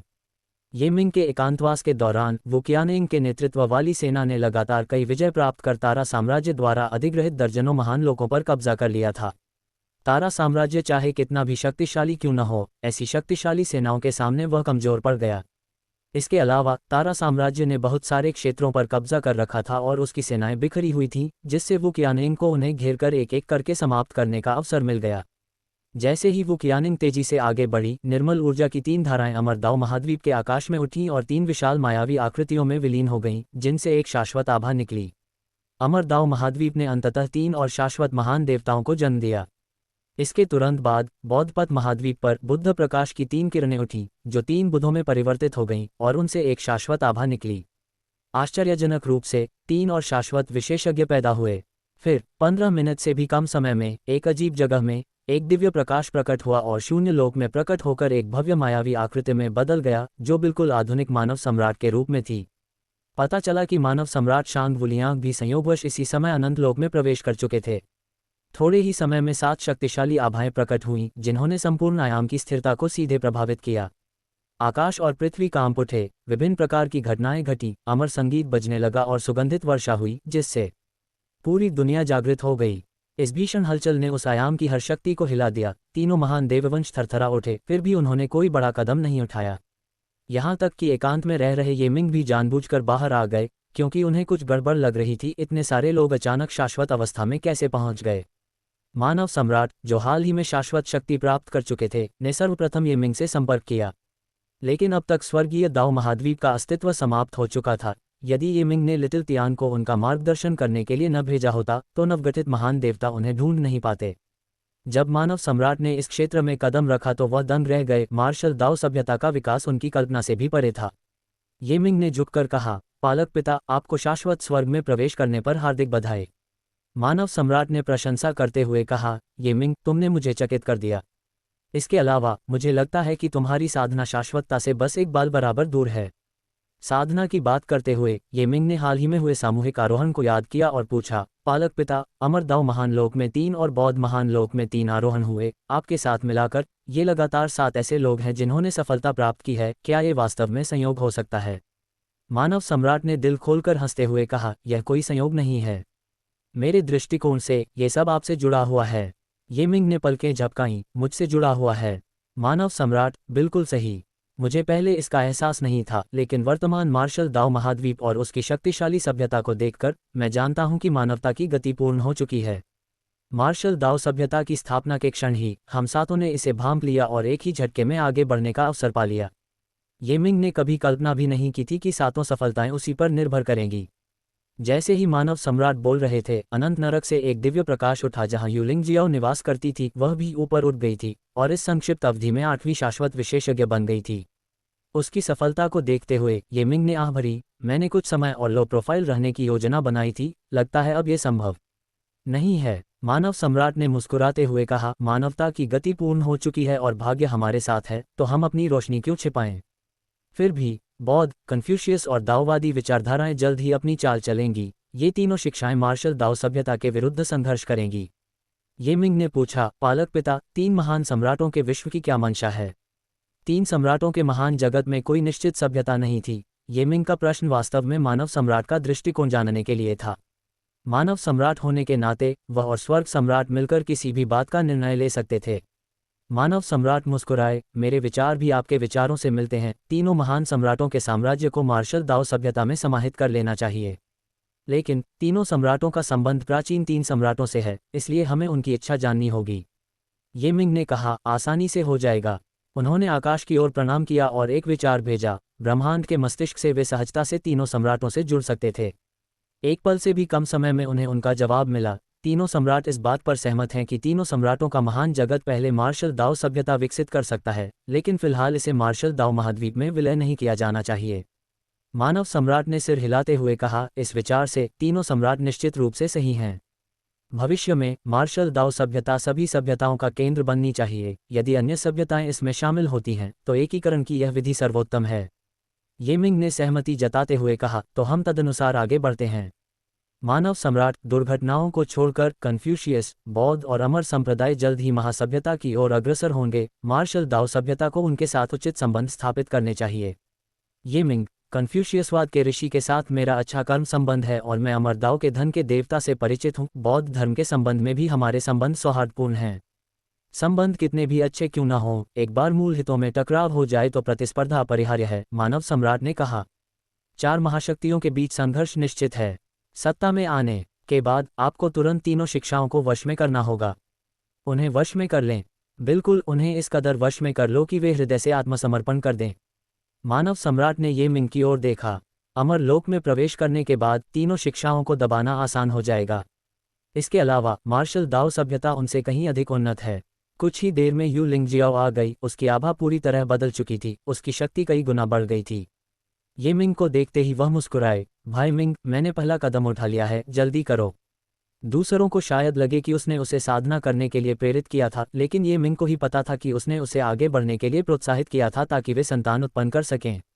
उन्होंने अपने बच्चों को सबसे मजबूत नींव देने के लिए दोनों के शाश्वत अवस्था तक पहुंचने तक प्रतीक्षा करने का निर्णय लिया था। उसकी सफलता ने ये मिंग का मनोबल बढ़ाया, लेकिन अचानक उसने महान एकता की दिव्य इच्छा को महसूस किया और बुदबुदाया, 1 सदी के भीतर मानवता अधिकतम 9 शाश्वत विशेषज्ञों को उत्पन्न कर सकती है। 8 पहले ही थोड़े समय में प्रकट हो चुके हैं, केवल 1 स्थान शेष है।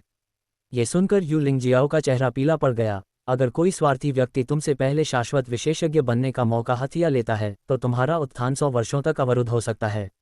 ये मिंग ने व्यंग्य करते हुए कहा, मुझे दबाना, चाहे वे स्वर्ग के विरुद्ध ही क्यों न हो, उन्हें एक अमर विशेषज्ञ बनाने में 10 साल लगेंगे। निश्चिंत रहो, मैं 3 साल के भीतर ही स्वर्गारोहण कर लूंगा। अंतिम निर्देशों के बाद ये मिंग दूसरी बार एकांतवास में चले गए। मार्शल दाओ महाद्वीप एक महासभ्यता की विरासत से संपन्न था, जहां सब कुछ सुचारू रूप से चल रहा था, सब कुछ योजना के अनुसार हो रहा था।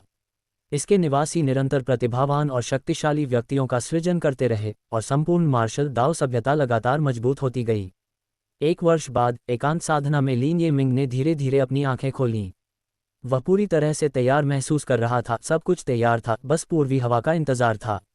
एक अंतिम कार्य पूरा करने के बाद वह शाश्वत अवस्था में प्रवेश कर सकता था। जहां तक उस कार्य की बात है, वह हर उस व्यक्ति के लिए अलग अलग था जो अमर बनना चाहता था। कुछ ने बड़ी प्रतिज्ञाएं की, कुछ ने अपने अतीत के स्वरूपों का नाश किया, इत्यादि। लेकिन ये मिंग का मामला बाकी सबसे बिल्कुल अलग था। शाश्वत लोक में प्रवेश करने का उसका तरीका बेहद हिंसक और असाधारण रूप से खतरनाक था, अपनी वर्तमान शक्ति का उपयोग करके एक शाश्वत सच्चे ईश्वर को मार गिराना। जी हाँ, मारना नहीं बल्कि मार गिराना। शाश्वत सच्चे ईश्वर को मारना बेहद मुश्किल होता है, लेकिन उन्हें पराजित किया जा सकता है। एक बार किसी सच्चे ईश्वर को मार गिराया जाए तो वह लंबे समय तक अपनी शक्ति पुनः प्राप्त नहीं कर पाता। उसी क्षण ये मिंग का दिल हलचल से भर गया और यूलिंग जियाओ उसके सामने प्रकट हुई। भाई मिंग, कोई सफलता मिली? ये मिंग ने पूछा। स्टार साम्राज्य के खिलाफ युद्ध कैसा चल रहा है? 1 वर्ष से अधिक समय से वुकियानेंग ने तारा साम्राज्य को इतना पराजित किया है कि वह पलटवार करने में असमर्थ हो गया है। हालांकि तारा महान सम्राट के अधीन एक सच्चे देवता उनकी सहायता कर रहे हैं। यदि वह बूढ़े हुआन को रोके न रखते तो तारा साम्राज्य अब तक नष्ट हो चुका होता। फिर भी साम्राज्य का क्षेत्र आधे से अधिक सिकुड़ गया है, यूलिंग जियाओ ने कहा। ये मिंग प्रसन्न था। वुकियानेंग के ऐसे परिणाम उसे आश्चर्यचकित नहीं करते थे। आखिरकार उसकी युद्ध शक्ति असाधारण थी और उसे ओल्ड हुआन का समर्थन प्राप्त था। मुझे आभास हो रहा है कि कोई शक्ति मुझसे आगे निकलने वाली है, कोई शाश्वत अवस्था में प्रवेश करने की तैयारी कर रहा है। मुझे पहले प्रवेश करना होगा, अन्यथा मुझे 100 वर्ष प्रतीक्षा करनी पड़ेगी। यूलिंग जियाओ चौंक गई। भाई मिंग, क्या आपने नहीं कहा था कि प्रतिद्वंद्वी को कम से कम 10 साल लगेंगे? मैंने जानबूझकर दुश्मन को बहलाने के लिए ऐसा कहा था, ये मिंग ने व्यंग्य करते हुए कहा। मैं महसूस कर सकता हूं कि शक्ति बौद्ध मार्ग महाद्वीप पर केंद्रित है। क्या बौद्ध मार्ग में पहले से ही 3 शाश्वत हैं, उन्हें चौथा चाहिए? यूलिंग जियाओ ने अविश्वास से पूछा। ये मिंग, इसमें कुछ भी अजीब नहीं है। बौद्ध धर्म की विरासत बहुत गहरी है, शायद उन्होंने पहले जानबूझकर अपनी शक्ति को दबा रखा था। लेकिन बौद्ध भविष्यवाणी के अनुसार क्या अतीत, वर्तमान और भविष्य के केवल 3 बुद्ध ही नहीं हैं? ये चौथा शाश्वत बुद्ध कौन होगा? यूलिंग जियाओ ने पूछा। वह बुद्ध नहीं है, वह तो शैतान है। ये मिंग ने ताना मारा। बुद्ध मन का विपरीत पहलू परम शैतानी इरादे है। मुझे समझ नहीं आ रहा। यूलिंग जियाओ चौंक गई। हालांकि वह शाश्वत में प्रवेश कर चुकी थी, लेकिन महान एकता की दिव्य इच्छा को समझने और उस पर नियंत्रण रखने की उसकी क्षमता ये मिंग से कहीं कम थी। ये मिंग, एक विचार बुद्ध बन जाता है, एक विचार शैतान भी बन जाता है। बुद्ध और शैतान के बीच की सीमा बहुत छोटी है। क्या आप जानते हैं कि बुद्ध कहाँ से आए थे? मानव पूर्वज की विरासत प्राप्त करने के कारण ये मिंग स्वाभाविक रूप से बौद्ध विरासत के गुप्त इतिहास को जानता था, जबकि यूलिंग जियाओ नहीं जानती थी। कहीं ऐसा तो नहीं, बुद्ध का जन्म शैतान से हुआ था? यूलिंग जियाओ ने हैरानी से कहा।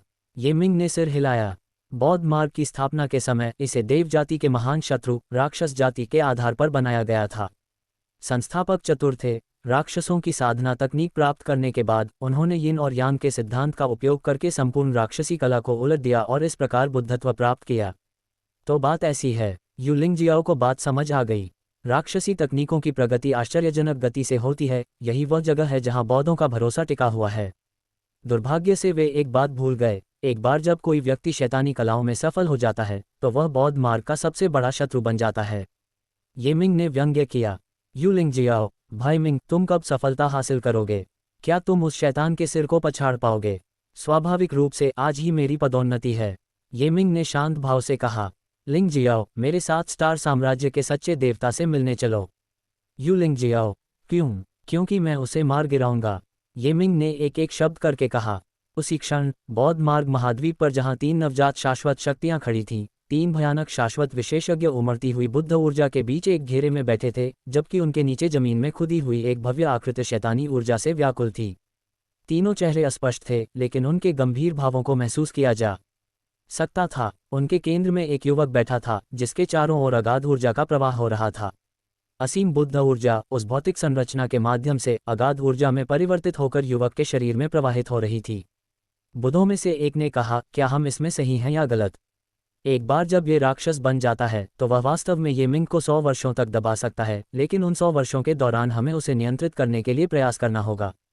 दूसरे बुद्ध ने शांत भाव से कहा, यदि ये मिंग का विकास हुआ तो मार्शल दाओ सभ्यता अनिवार्य रूप से मानव जाति का केंद्र बन जाएगी और अन्य सभी सभ्यताएं उसके अधीन हो जाएंगी। तब हमारे बौद्ध मार्ग का क्या होगा?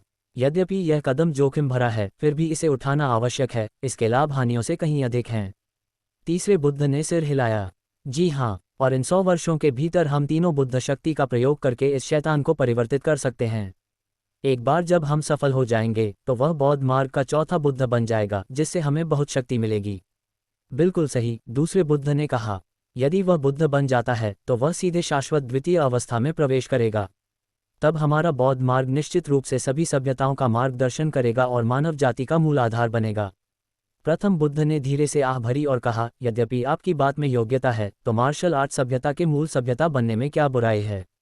दूसरे बुद्ध कुछ क्षण चुप रहे, फिर बोले, हमारे अस्तित्व का अर्थ बौद्ध धर्म का प्रचार करना है।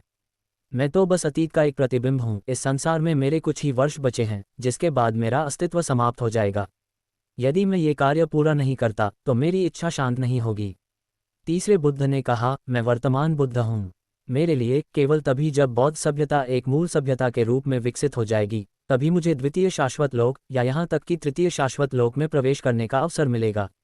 पहले बुद्ध भी एक क्षण के लिए चुप हो गए, फिर बोले, हालांकि मुझे ये पूर्वाभास हो रहा है कि हमारी योजना विफल होने की संभावना है।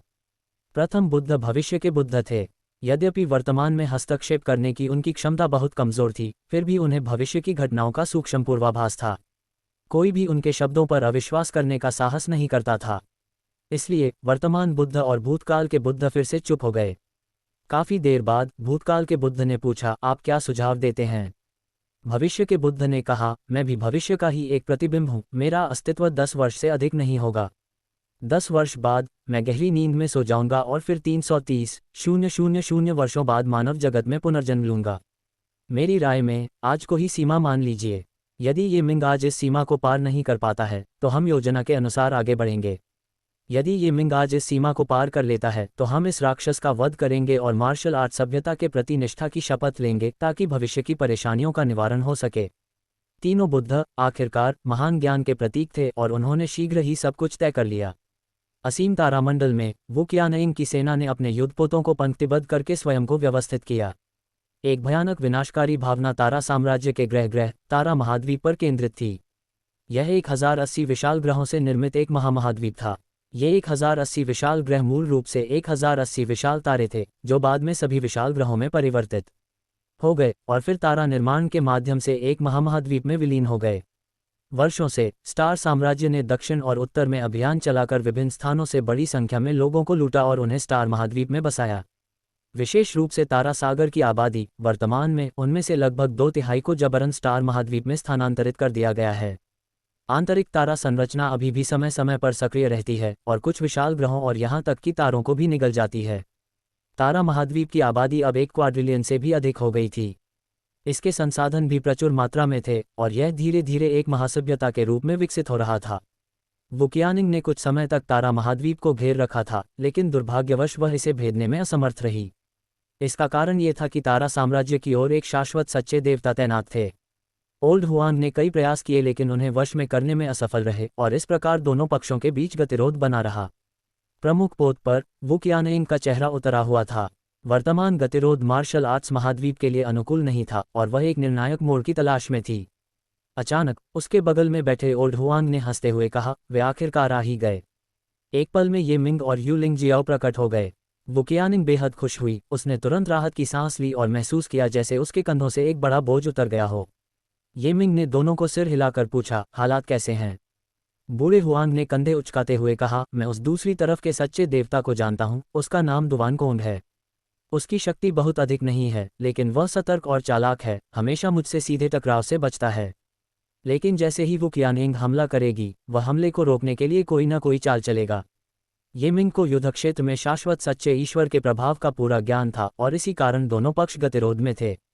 जब तक ये सच्चा ईश्वर विद्यमान था, वुकियानिंग पूर्ण पैमाने पर हमला नहीं कर सकती थी। इस पर ओल्ड हुआंग ने ये मिंग को घूरते हुए पूछा, बच्चे, मुझे तुम्हारी आभा काफी भयानक लग रही है।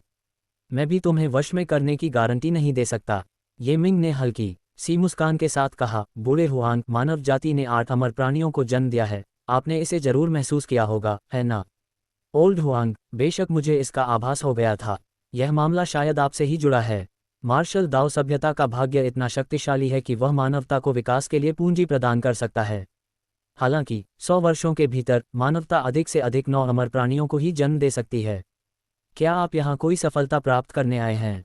ये मिंग खुद को ओल्ड हुआंग की प्रशंसा करने से रोक नहीं सका और बोला, बिल्कुल सही। जब तक मैं सच्चे देवता दुवान कोंग को मार नहीं देता, मैं सचमुच शाश्वत अवस्था में पहुंच सकता हूं।